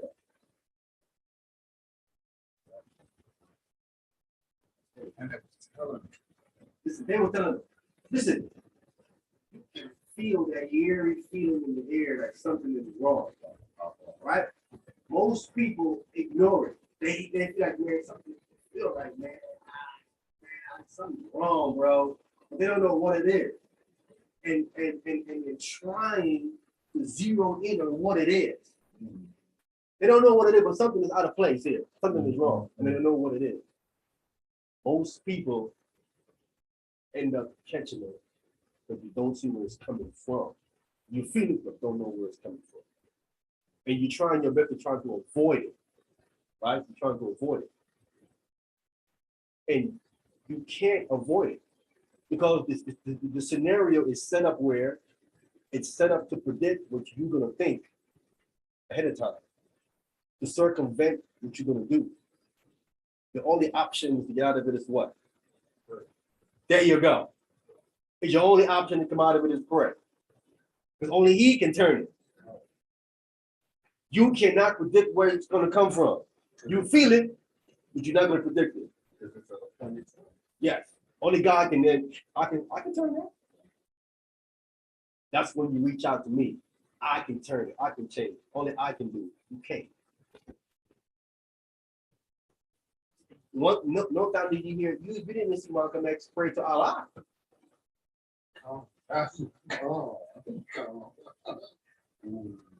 show you in prayer. Oh, Maybe could have. if God, Maybe could have. All right, let's come up to wisdom of Solomon. Where we left off at?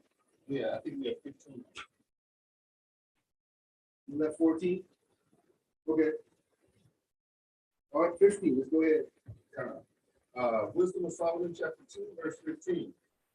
He is grievous unto us, even to behold, for his life is not like other men. His ways are of another fashion. Oh, that's good. Wow. Matthew chapter 20. Wow. Look at 20 and 28. Matthew chapter 20, verse 28. Oh, that's That's a whole different fabric. cut from another cloth. Matthew chapter what, 20, verse 28. Think. Yeah, let's get that. This is his life, not like other men's lives. Get that. Matthew chapter 20, verse 28, Yeah. it reads, even as the Son of Man came not to be ministered unto, He came not to be ministered unto, right? Go ahead. but to minister Uh-huh. and to give his life a ransom for many. Right. Clearly. Whose life is like that? Whose life is like that? Your life is a ransom for many. Who life is like that? Isaac? Who came to do that? No. Nope, not Isaac. None. Nobody. None. Who came in specifically to die for other people? I didn't see. Point him out, please. Point him out. His life is not like other men's lives. The living that he was doing is not like other men. He came in for a specific reason, right? And he said he came here specifically not to be ministered to, but to minister, right? When someone is coming to go somewhere, he's not going in to be servant, right? If he's a prophet or a teacher, nothing like that. But he could be ministered to. Huh? Right. There's more. There is more. Let's get St. John chapter 14, verse 6. Let's get that. St. John chapter 14, verse 6.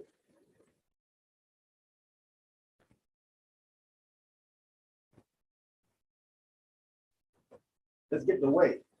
His way is different. Whose way is like this? St. John chapter 14, verse 6.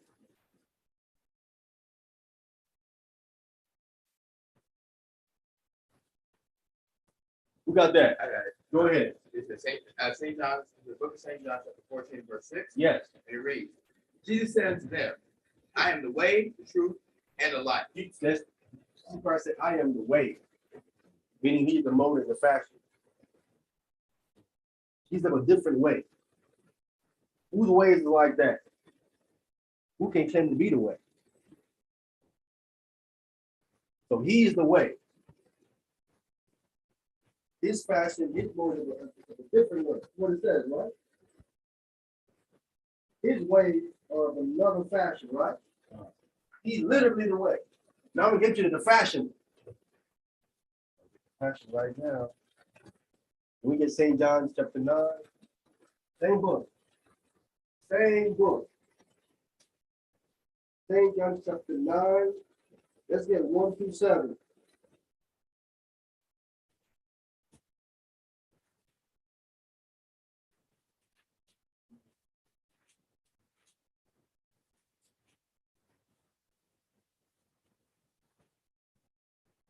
I got it.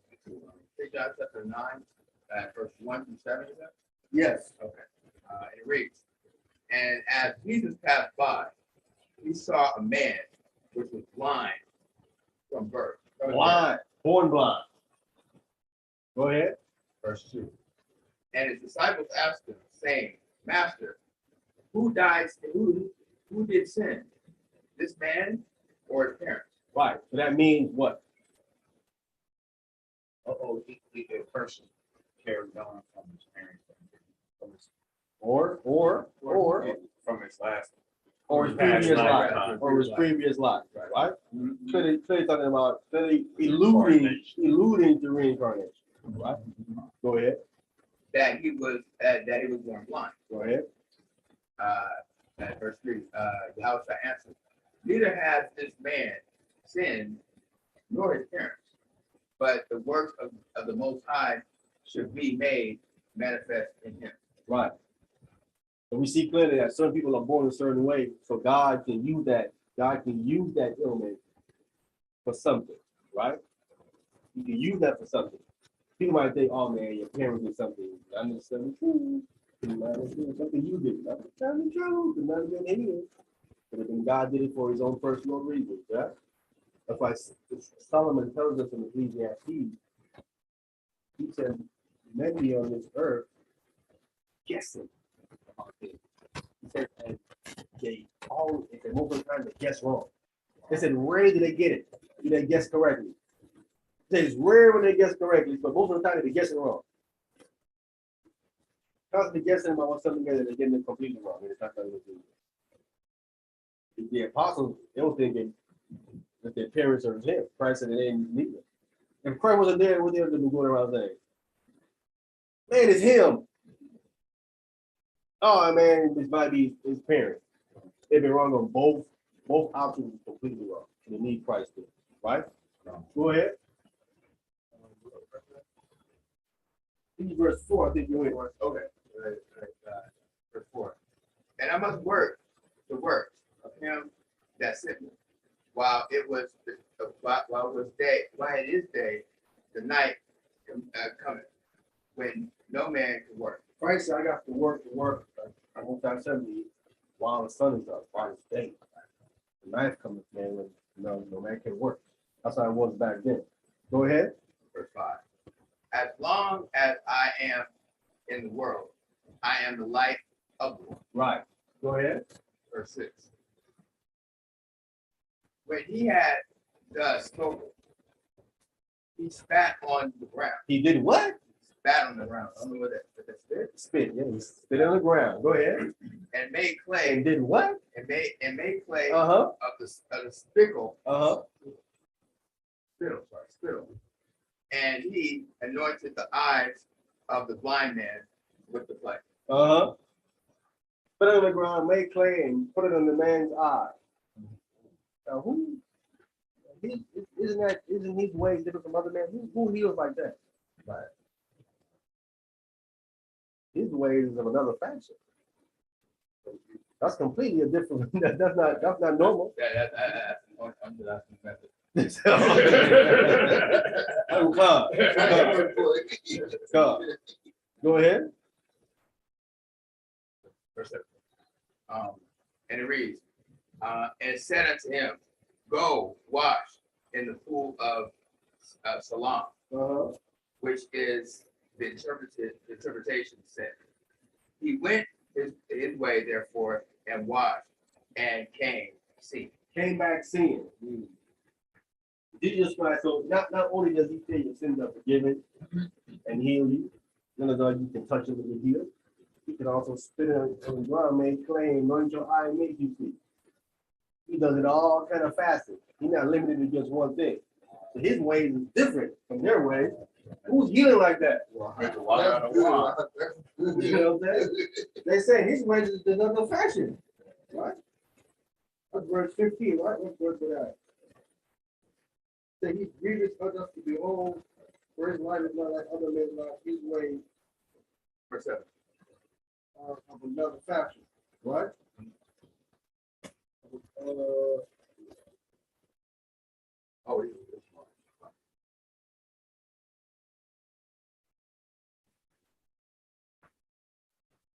What verse are you in? Verse 15? I think 15. Okay, we finished that. Let's go to the next one. Okay. Read verse 16. Wisdom of Solomon, chapter 2, verse 16. We are esteemed of him as counterfeits. He established it from the ways as far as from filthiness.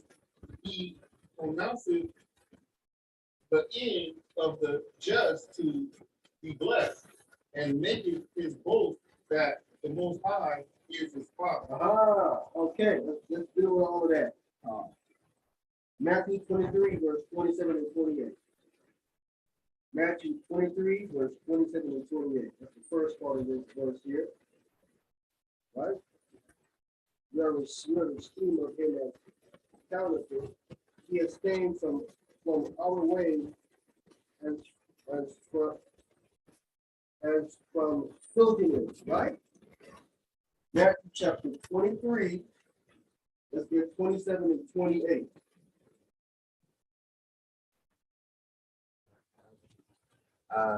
Read the book of Matthew, chapter 28, verse 23. I'm sorry, verse 23, verse 28, right? Chapter 23, Chapter 23, verse 28. verse 27 and 28. 27, verse 28. Okay. Read the book of Matthew, chapter 23, starting in verse 27. And it reads, woe unto you, scribes and Pharisees, hypocrites. Hypocrites, right? That's clearly what it says in here in the book of Wisdom of Solomon. That when someone calls you hypocrite, he's calling you a counterfeit. It says, right? That's what it says in Wisdom of Solomon, right? There's a counterfeit. A hypocrite is a counterfeit, is he not? Yeah. Exactly what he is. Bad one. Go ahead. For ye are like unto whited sepulchres, which indeed appear beautiful outward, but are within full of dead men's bones, and all unclean. And all unclean. This is what it says right there. He abstained from our way, as in from uncleanness. Is what he's saying? Inside you for the dead man bones. That means you're what? Unclean. You're unclean. Dead man bones, you're unclean, right? That's what it says clearly right here. You look in the Solomon. Yeah. From all way and from uncleanness. Right? He pronounced at the end of the just to be blessed. That's the easy one. Matthew 5. That's the easy one right there. Matthew 5, 1 through 12. That's the easy. That's the easy one right there. That was a no-brainer right there.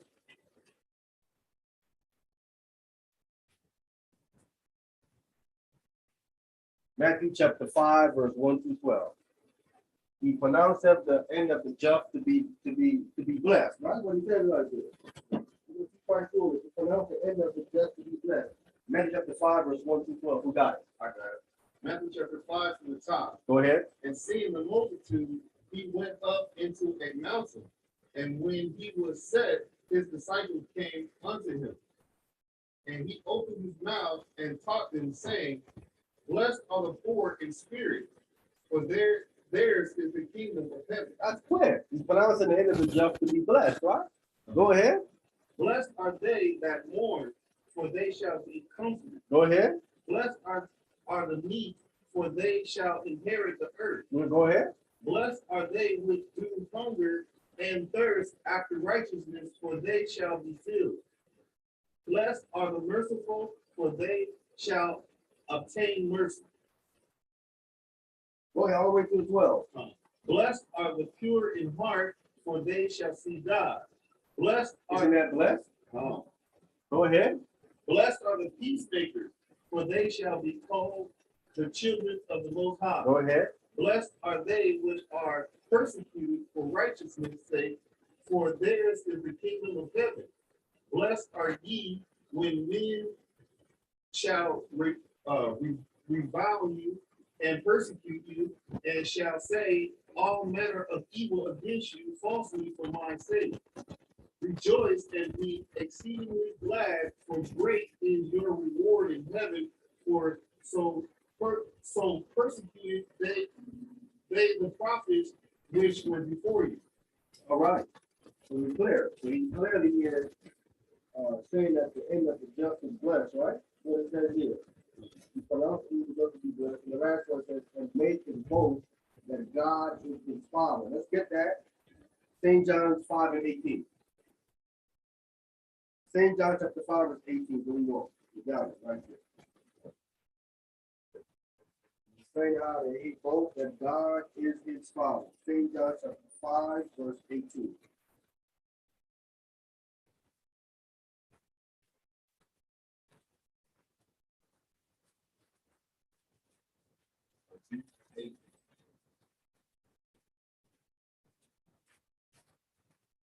Yeah. St. John chapter 5, verse 18. Therefore the Jew sought the more to kill him, because he not only had broken the Sabbath, but said also that Most High was his Father, making himself equal with Most High. There it is. That God was his Father. This is what they said in Solomon, right? He boasted that God is his Father. This is what he was saying when he was coming. I'm the Son of God. God is my Father. So we have that. 17. Let's get 18. Verse 18. For if the just man be the son of the Most High, he will help him and deliver him from the hands of his enemy. All right. Let's get that. That's verse 17, right? That was 18.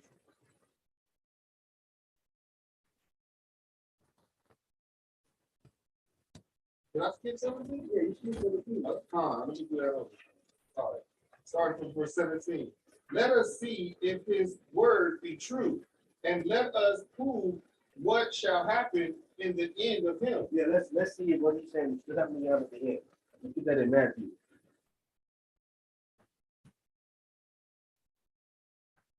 Matthew 27, 41 to 42. 41 to 42, yeah. So we're going to get wisdom of Solomon 17 and 18 with some of the verse up here. Right?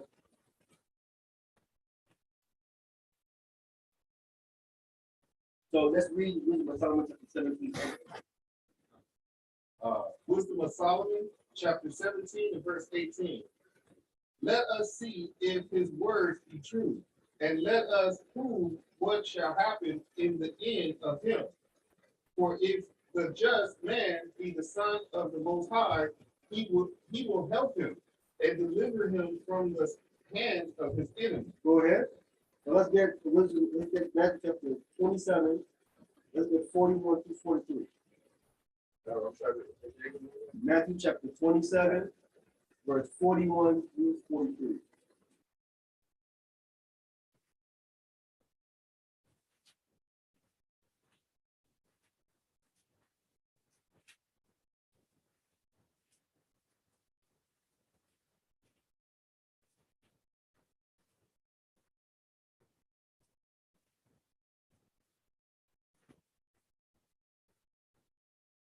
All right, you got it.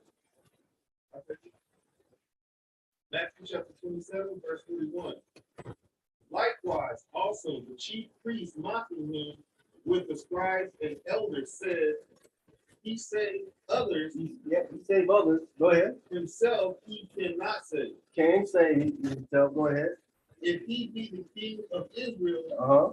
let him now come down to the cross, and we will believe him. Right.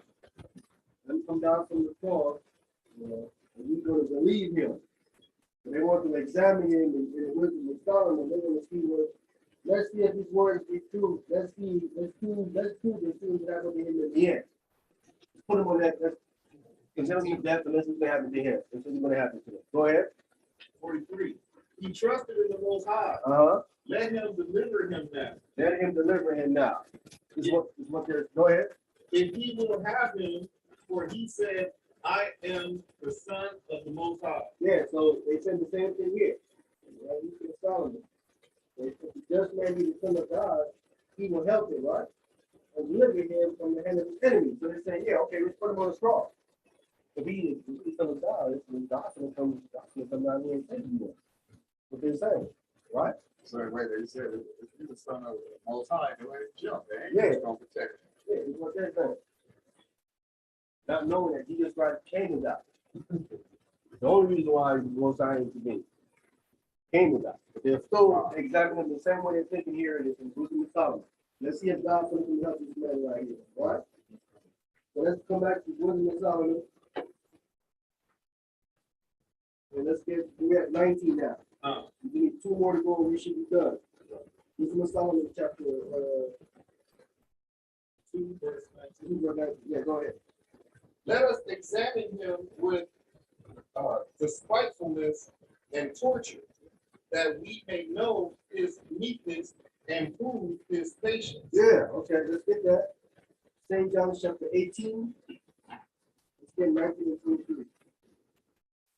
St. John chapter 18, verse 19 through 23. I'm going to examine him with spitefulness and torture.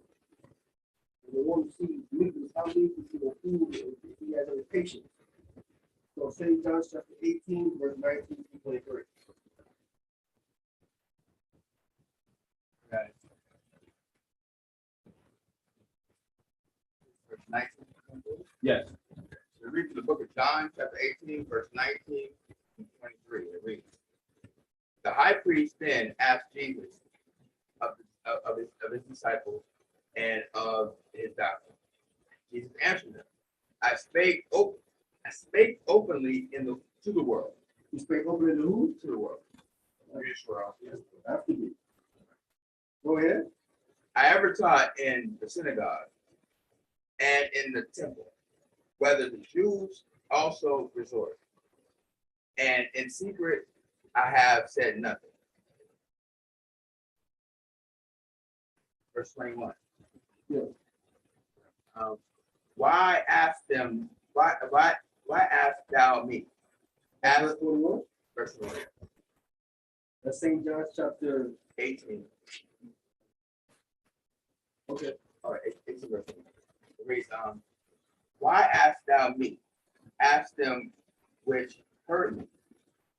What I have said unto them, behold, they know what I said. Right. So they have captured him, arrested him. Now they're examining him. Ask him about his disciples, where they are, and all that other stuff. And they ask him questioning him, right? So they examine him. So Wisdom of Solomon said, let's examine him with his spitefulness and torture. Go ahead. Verse 22. And when he had thus spoken, one of the officers which stood by struck Jesus with the palm of his hand. See that? That's torture. They're examining him And he smacked him with the open palm of his hand. Go ahead. saying, answerest thou the high priest so? So you're answering the high priest with some heat, they're asking with some disrespect. Right? So they interrogated him with spitefulness and with some torture. Go ahead. Verse 23. Jesus answered them, if I had spoken evil, bear witness of evil. But if I will, why smitest me? Why you hear me? Don't speak him up. So they're examining him, and this guy with spitefulness, the guy smacked him. And torture. They torture you, all right? They're not done yet. We just throw it in there. This the same time don't give you more detail, just more detail than Matthew. Look at Matthew chapter 26. You know, get some more details here now. The same incident, Matthew chapter 26, verse 57 through 68. Matthew chapter 27, 26. Matthew chapter 26, verse 57 through 68.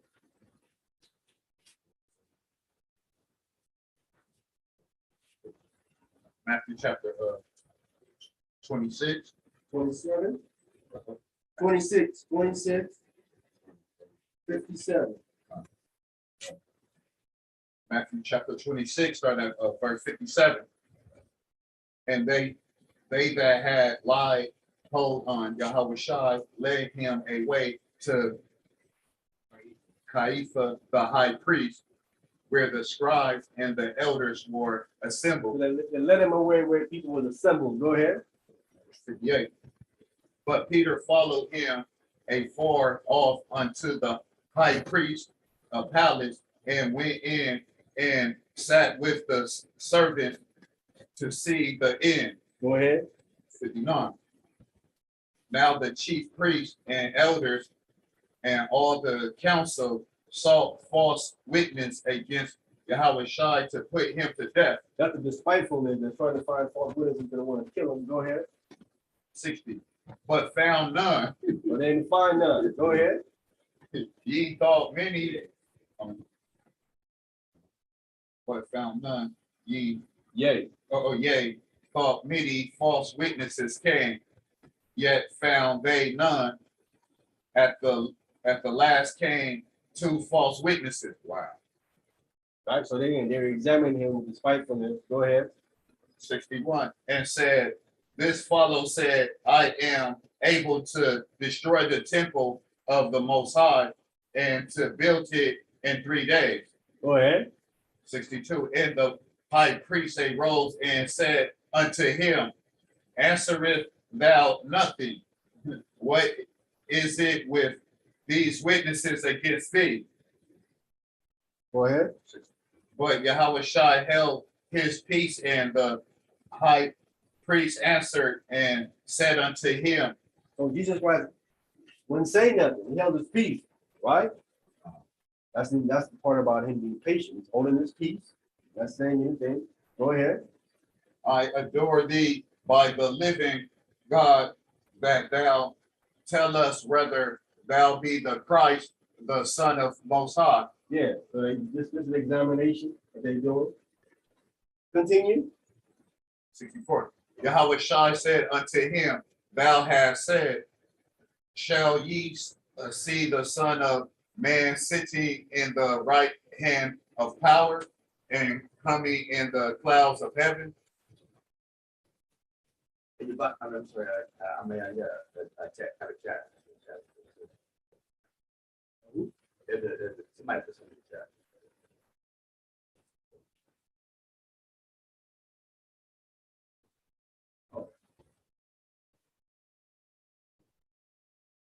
The key things about the law. Strong. But he was in the.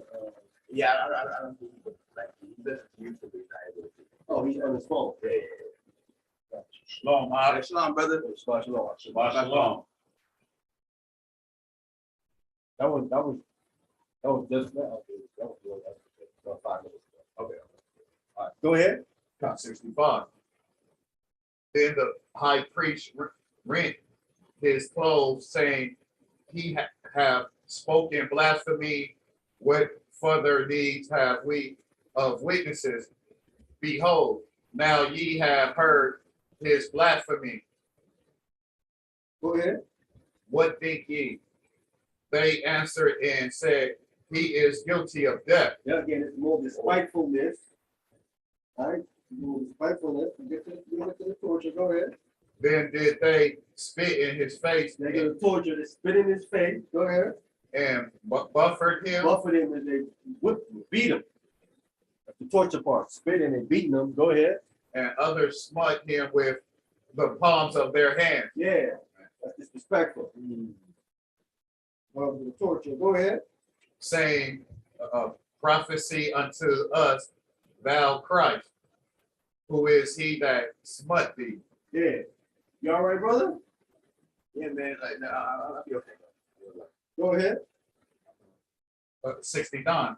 Now Peter sat Oh, without. stop it. That's it. That's all we need. 68. So we see that the torture is the spit in his face. Then they buffeted him, beat him, and others smote him in the palm of their head when they interrogated him, asked him all these questions. So that's them interrogating him with spitefulness and said he didn't use Solomom, right?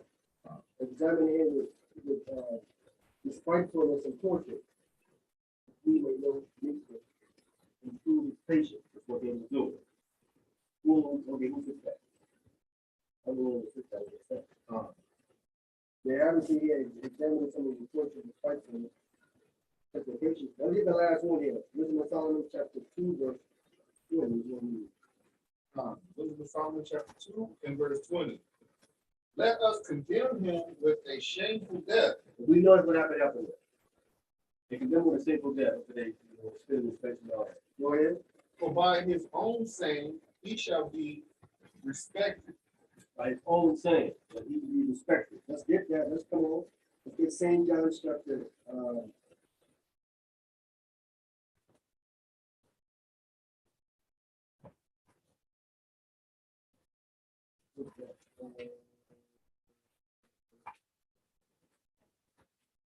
St. John chapter 18. Yeah, St. John chapter 18, verse 28. Let's get 28 to 32. St. John chapter 18, verse 28 to 32. So we need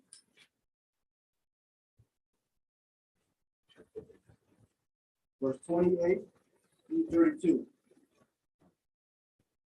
St. John chapter 18, starting at 28. Then led by Yahweh Shai from Caiaphas unto the hall of judgment, and it was early. It was early, meaning it was 11 p.m. Right? Go ahead. And they themselves went not into the judgment hall, lest they should be defiled, but that they might eat the Passover. Right, so they can't get undefiled. They eat the Passover. Go ahead. Pilate then went out unto them and said, what accusation bring ye against this man? Go ahead. 30. They answered and said unto him, if he were not a malefactor, we would not have delivered him up unto thee. So they call him a malefactor. This is the evil. This is the criminal. Criminal. What a malefactor is. Right. Go ahead. 31. Then said Pilate unto thee, take ye him and judge him according to your law. Yeah, but if he's an evil person, then you can judge him according to your law. Go ahead. And Jews therefore said unto him, it is not lawful for us to put any man to death. That's lying. That is lying. It is law to put someone to death. Clearly, you know they was a liar? What's the hypocrite? Ain't lawful to kill them. Yeah, okay. All right. Stoners, huh? Yeah. Go ahead. 32. That the saying of Yahweh Shai might be fulfilled, which he spoke, signifying what death he should die. Signifying what death he's going to die, right? Signifying that. It was gonna kill him unjustly. Just kill it. Right? We need to get some more. Let's jump to the next chapter. St. John chapter 19, let's go to verse 1. St. John chapter 19, verse 1. St. John chapter 19 from the top. Then Pilate therefore took Yahushua and scourged him. Scourged and whipped it. Right? Went up into the more part of the scourging him. Condemned him to a shameful death. Right? Scourging. Go ahead. And the soldiers planted a crown of thorns, and put it on his head, and they put on him a purple robe. Go ahead. 3, and said, Hail, King of the Jews, and they smote him with their hand. See? This is for a tortureful death. So you've been scourged, you put up the fabric a crown of thorns, put it up on his head, stick it on his head so you know he's bleeding.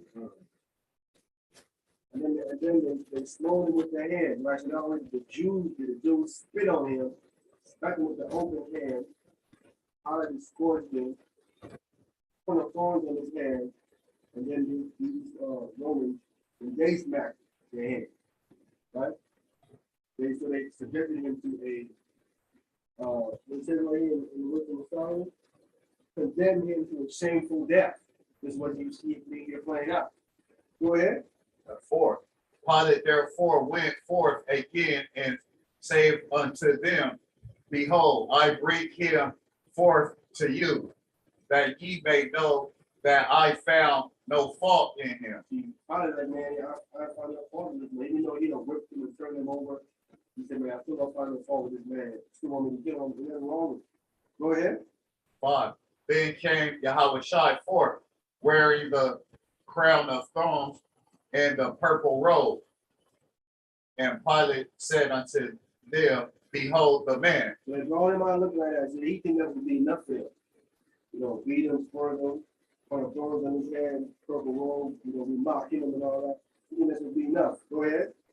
6, when the chief priest therefore and officers saw him, they cried out, saying, Crucify him, crucify him. Pilate said unto them, Take ye him and crucify him, for I found no fault in him. See that? They tell him, you go crucify him then. Don't you go crucify him then? You go kill him. Pilate don't want nothing to do with it. You go crucify him. They know they ain't found nothing to kill him for. They're trying to become the Gentiles do. They know they can't do it lawfully. They say, crucify him, crucify him. Right? Go ahead. The Jews answered him, We have a law, and by our law he ought to die, because he made himself the Son of the Most High. Right. Just in the previous chapter, they were saying they're lawful to kill no man. Now they're saying we have a law where you can kill a man. Yeah, but this is the same people. Yeah, he's using a bunch of lies, man. Yeah. Go ahead. 8, when Pilate therefore heard that saying, he was the more afraid. He was more afraid when he heard that saying right there.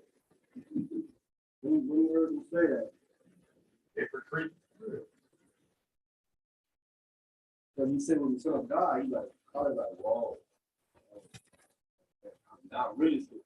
Go ahead. And went again unto the judgment hall, and say unto Yahushua, Rich art thou. But Yahushua gave him no answer. He asked that, where you come from? Trying to find out where he come from. Trying to find out the region, a certain region he got over. What region he come from. He's probably not saying that. Go ahead. 10.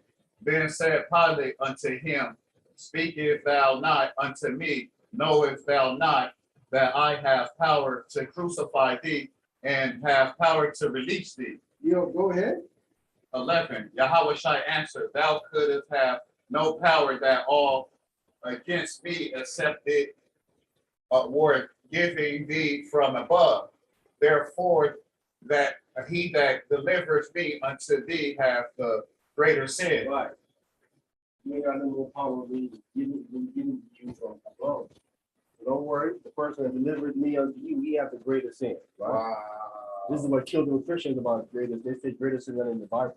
That's right. Wow.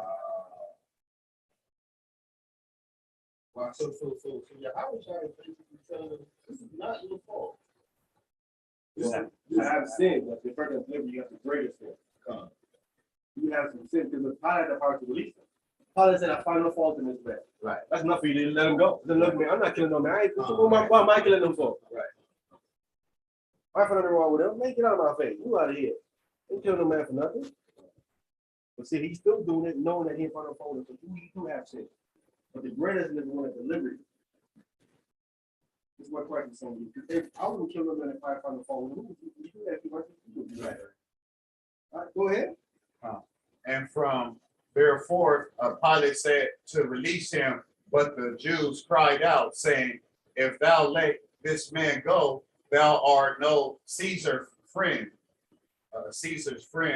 Whosoever maketh himself a king, saith against Caesar. He's speaking. Speaketh against Caesar. So they still saying, they still crying out. They probably wanted to release them. Listen, you. So what they doing now, they elevating, like, man, you just want to you got Caesar's front. You don't do that.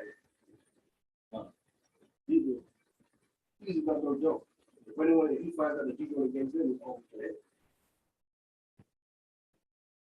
Like, so Caesar's one that appointed him into that position. So they threatening his position, and then, they have the Jews, they love to go and run and tell up the road and tell what happened with so-and-so is doing this, so-and-so is doing that. The roads are like uprising. Pilate's job is to squash any uprising. Anything that's wrong, deal with it. And they say, kill him. And he said, I ain't gonna kill him. They might be uprising. So they say, let's threaten this guy's wrong in position. You do something. And he'll be afraid that he don't want to report to the Caesar that he's not doing his job. Right, go ahead. When Pilate therefore heard that saying, he brought Yahweh Shai forth and sat down in the judgment seat in a place. This is called the pavement, but in the Hebrew, the Galilee. Yeah. Go ahead. 14. And it was the. Let me say this too. See right here? See that? It says right here. But in Hebrew, it's called what? Ga. Ba. Ta. Yeah. Right here in the text. Right. Right in the text. Ga. Ba. Ta. Tabata. All ending in A. Ga, ba, ta. Right here. There it is right in the text. He got his Hebrew correct. There it is right here. They translated it from the Hebrew into English. It's still here. Almost like the bar, it got the two B's. You can imagine that's the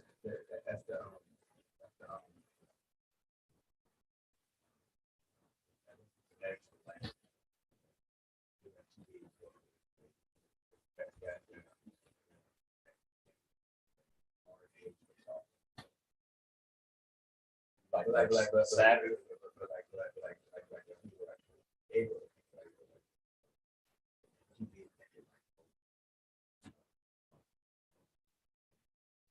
The first one is God.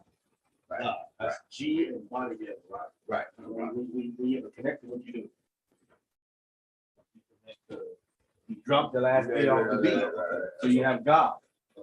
Right? Then you have Ba. The Ba is there. The second B, right? Then you have your Fa, right? A bata, right? The bot and the thigh is not connected. That's why the A don't drop off of the thigh. Otherwise, it would be bath, B-A-T-H. The A drop, showing you that the bot and the thigh is not connected. There's only connection with the God in the first bot. The bot and the second one, no connection. That's why it's Gab, Ba, Sa.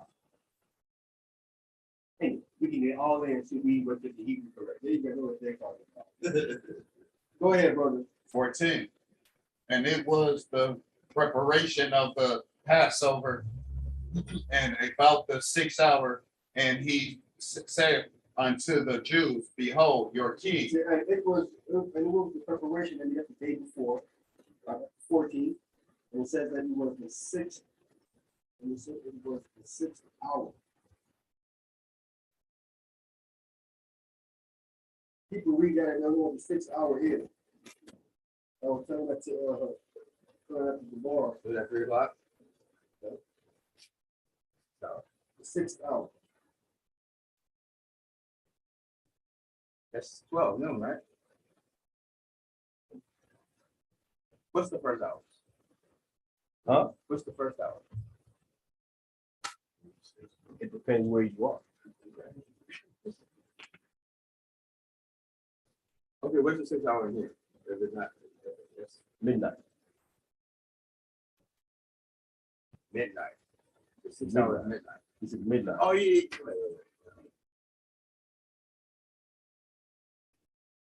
When Jesus Christ went to pray in the garden, what time was that?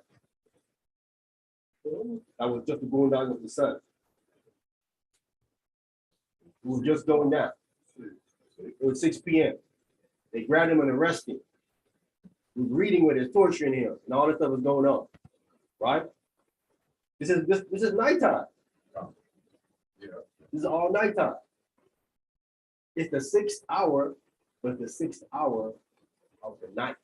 Okay. All right. Yeah, it starts 6 p.m. That's 6 p.m. First hour. The 6th hour of the night is going to be midnight. Gotcha. So this is a penalty. Okay, gotcha. This is midnight, right? Again, this is when you're paying attention to what's happening. Because the bar got here, he was stuck. I said, the bar, I'm telling you, that's midnight. Because I you remember I talked about it. Midnight. Because I was like, man, it's 12 noon. Right. I'm like, this can't be 12 noon because it doesn't fit. Right. And this is 12 noon, this is the next day. Right. This is the 15th. Right. Yeah. I get what you're saying. Yeah. So it's be a midnight of that day. Got to be right. Right. I got you. Yeah. Before the sun come up. Before the sun come up. You're right. But you still 15. Right. Right. Right? No, no, this putting you still on the 14th. On the 14th, right? 14th. This is the beginning of the 14th. Right. The sun went down, that began the 14th. The 15th. And the 14th. Or the 14th. Okay. 14th. And the 14th. Because sundown begins a new day. Right. Right? Right. So this is the 14th. So it's the beginning of the 14th. Yes. Yes. Okay. Got you. That's why it's midnight. Right. Got you. Right? When sun up, it's still the 14th. Right? Right. Yeah. Definitely. Yeah. Still the 14th. Right. So It's gonna be next day. Yeah. by morning, by 9 a.m. morning, he on the cross. 9 a.m. in the morning, he on the cross. This is 11 p.m. at midnight when they're torturing him and going. Got you. Yeah, because he died at a specific time. But at 3 on the p.m. Right. That's at 3 p.m. PM on the 14th. on the 14th. Right. Got you. I got you. Yeah. I'm with you. Yeah. Got it. Yeah. That's all I feel looking long. You got it. No, because now I have to. They say he was only across for 3 hours, so I 6. six. Okay. Right. But 3 o'clock is when he actually, like, you know, and Right. Got on me at 9 right. a.m. and he was dead by 3 p.m. 6 hours. So this here is midnight Of the on the 14th. right. So it's like this. Well, I guess you would say what, the 6 hours a day. Night. Right. I mean, but the day started with the sun. The 24-hour period. The 24-hour period. Called day, yeah. Right. But then you have in the Sunday, that's day, I got the you. morning portion. Right, I got you. Yeah, if you don't pay attention to it, you gonna miss it. You know what I'm saying? You gonna miss it. Yeah. That's something that, like, we're not used to that stuff. No, facts. I'm like you. I was stuck on this thing for a couple of weeks. Because it don't specify this at night. It doesn't the 6 hours. 6 hours, right. You can assume it's 6 hours a day. You will assume it's the day. Anybody will assume it's the day. Right. All right, go ahead. 15. But they cried out. That was, John chapter 19, verse 15. But they cried out, away with him, crucify him. Pilate say unto them, shall I crucify your king? Yeah, your king talking about. Go ahead. The chief priest answered, we have no king but Caesar. See, traitor. Yep. Right. Other than that earlier when they traitor. We have no traitor. Oh, go ahead. 16. Then delivered he him therefore unto them to be crucified. And they took Yahweh and led him away. Yeah, go ahead. 17. And he bare his cross, went forth into a place called the place of the skull, which is called in the Hebrew Galilee, Golgotha. Golgotha. Golgotha. We have Golgotha. This is creating a place of the skull. Golgotha. That's not what he said originally. He said the skull. So it would be Golgotha. Oh, yeah.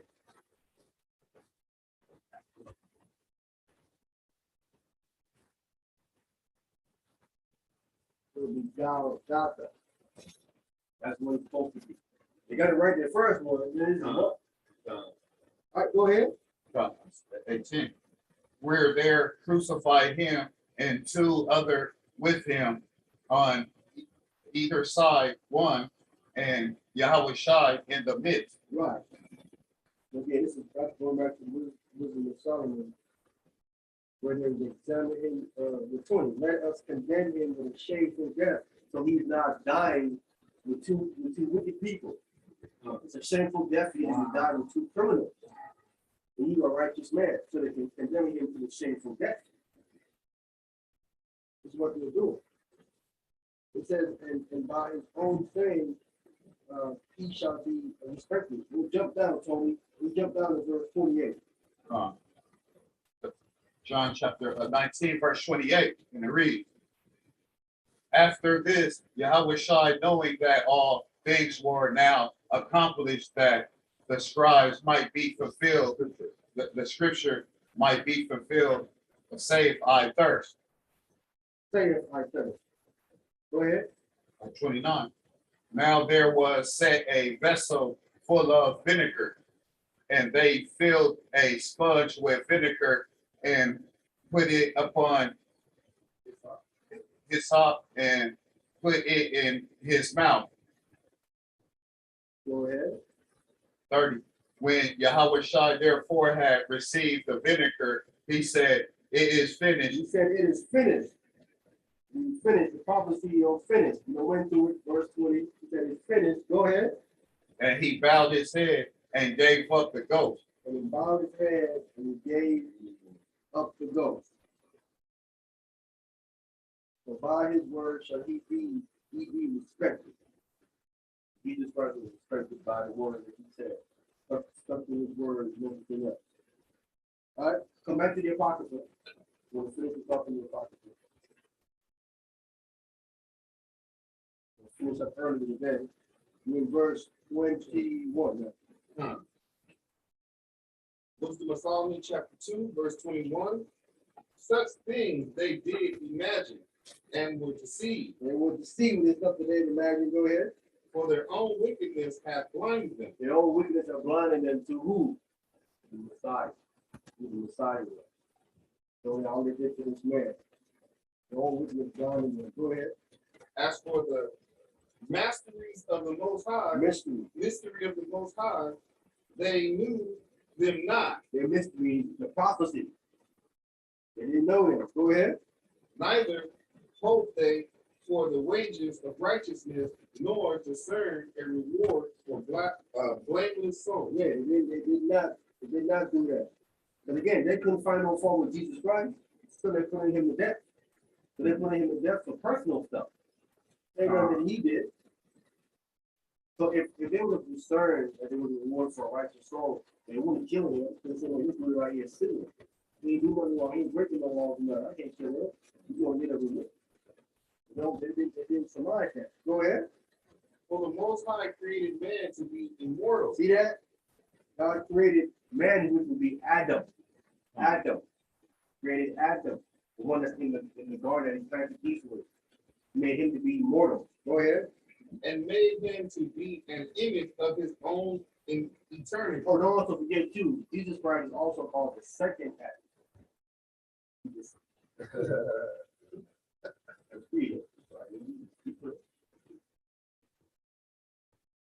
In 2 Corinthians chapter 15. 2 Corinthians. First Corinthians chapter 15.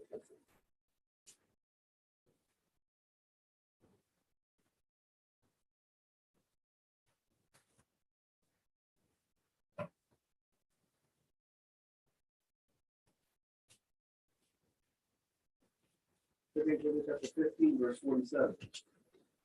2 Corinthians chapter, sorry, 1 Corinthians chapter 15, verse 47. 1 Corinthians chapter 15, verse 47.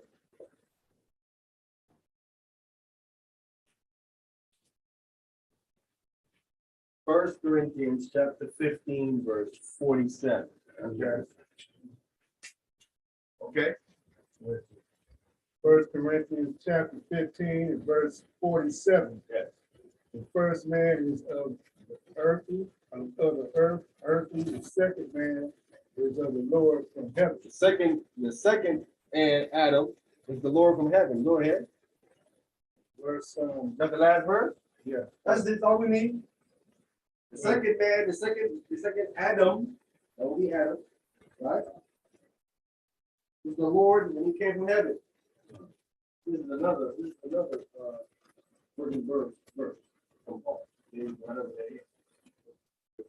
Is this showing too that the garden like wasn't in heaven or nothing, like it was on earth? Right, it's on Adam. Yeah, that's what. Who said that the garden of Eden was in heaven? I mean, like part of that I heard him saying before, it wasn't like wasn't connected to the earth. I heard that. I think I heard that. Isn't Barton Who? Barton something like that? Who? The bar. The Barton. No. Okay. I thought it was something with he like like agree on. Another guy that we were talking to, space or something. He's fine in space. You know that they say there's no air out there. There's ozone layer is gone.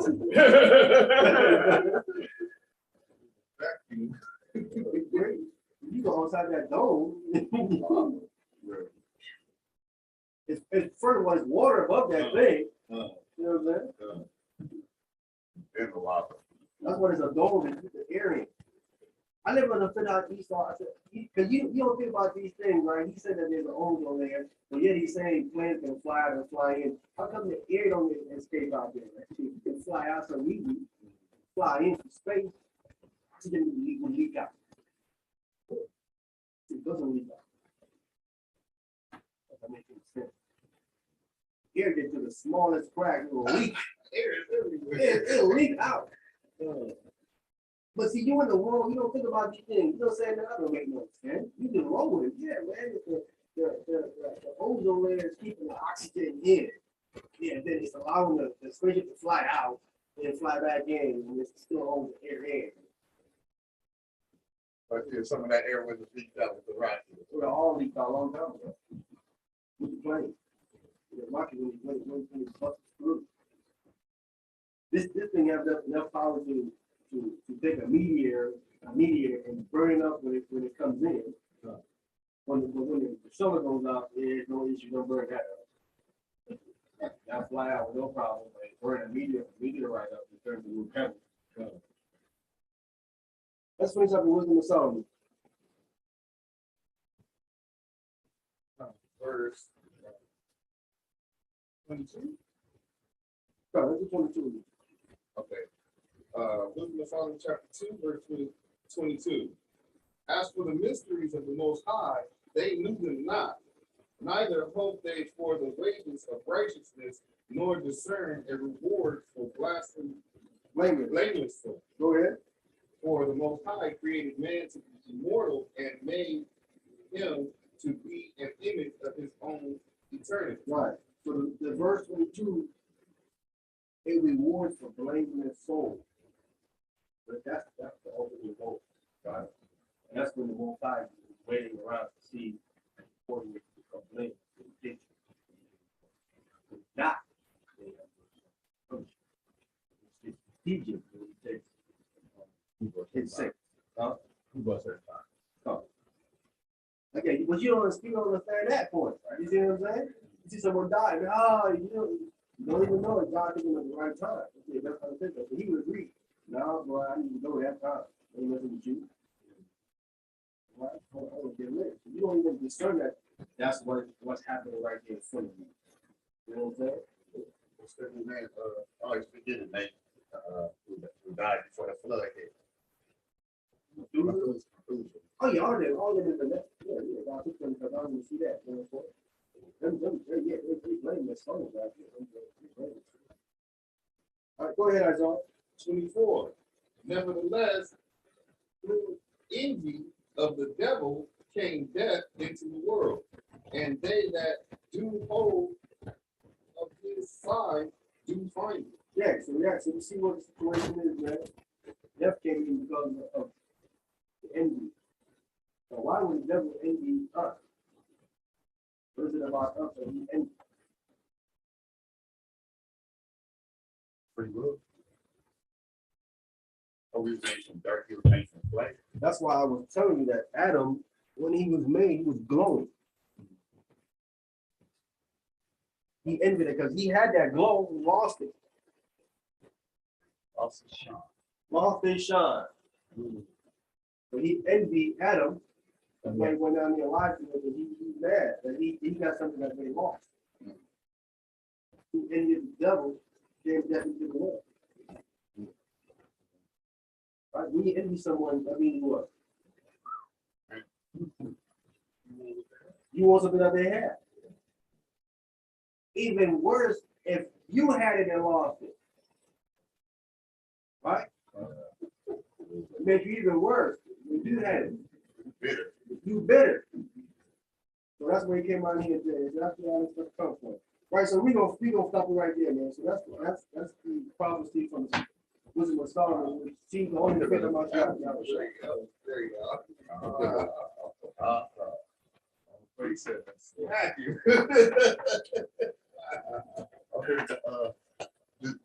Is that more than one said when he did say it's not with coming in a man with the 1,000 would come out of a man with the 1,000. Yeah. It's more than one saying to that. There's one thing that Christians take that to say, well, listen, but they said it right. He said it doesn't matter what you eat, but the follow you, But you speak of. what you speak. So eating shrimp, crab, pork, and lobster is not going to Right, it's not gonna follow you. Jesus Christ said the same right here. Out of toilet. Right, but see, when they say that, they're going against their own teaching when they say that. So you simply ask them, are you saying Jesus Christ is teaching against the law that he was under? And if they say yes, then you're saying that he violated the law then. Making him a what? A sinner. Making him a sinner. Hypocrite. If he's a sinner, he can no longer die for the nation. He could have been saying that. You gotta be blaming him. That's how you back him into a corner. They don't even think about stuff like that. They don't think about Christ could have been teaching that because he could be a sinner. You violating Torah if he don't teach you that. Because they all say that Christ was sinless and that he kept the law. They all Christians all say that. None of them gonna say that he didn't keep the law. So we say, well, then he break the law right here. Or either you break it. Well, they're trying to use something that they don't understand what they're using, and because they're not thinking because they're not being led by the Spirit. Spirit is leading them, so they stuff go right over their head, and they say something, they think what they're saying is accurate. Because I mean, it sounds like it's accurate. That's how it sounds, right?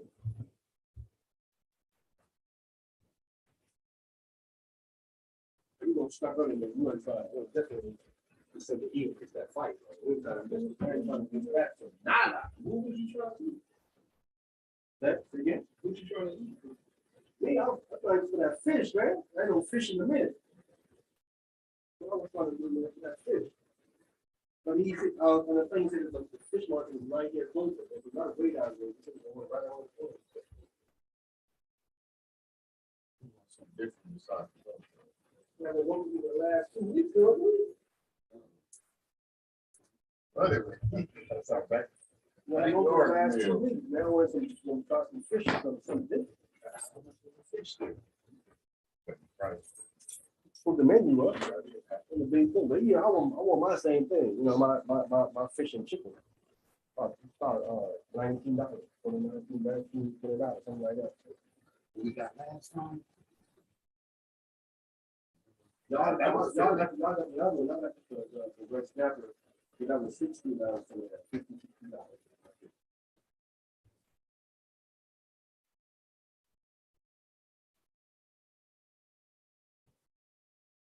Let me shut down the class, man. End it here on the YouTube side.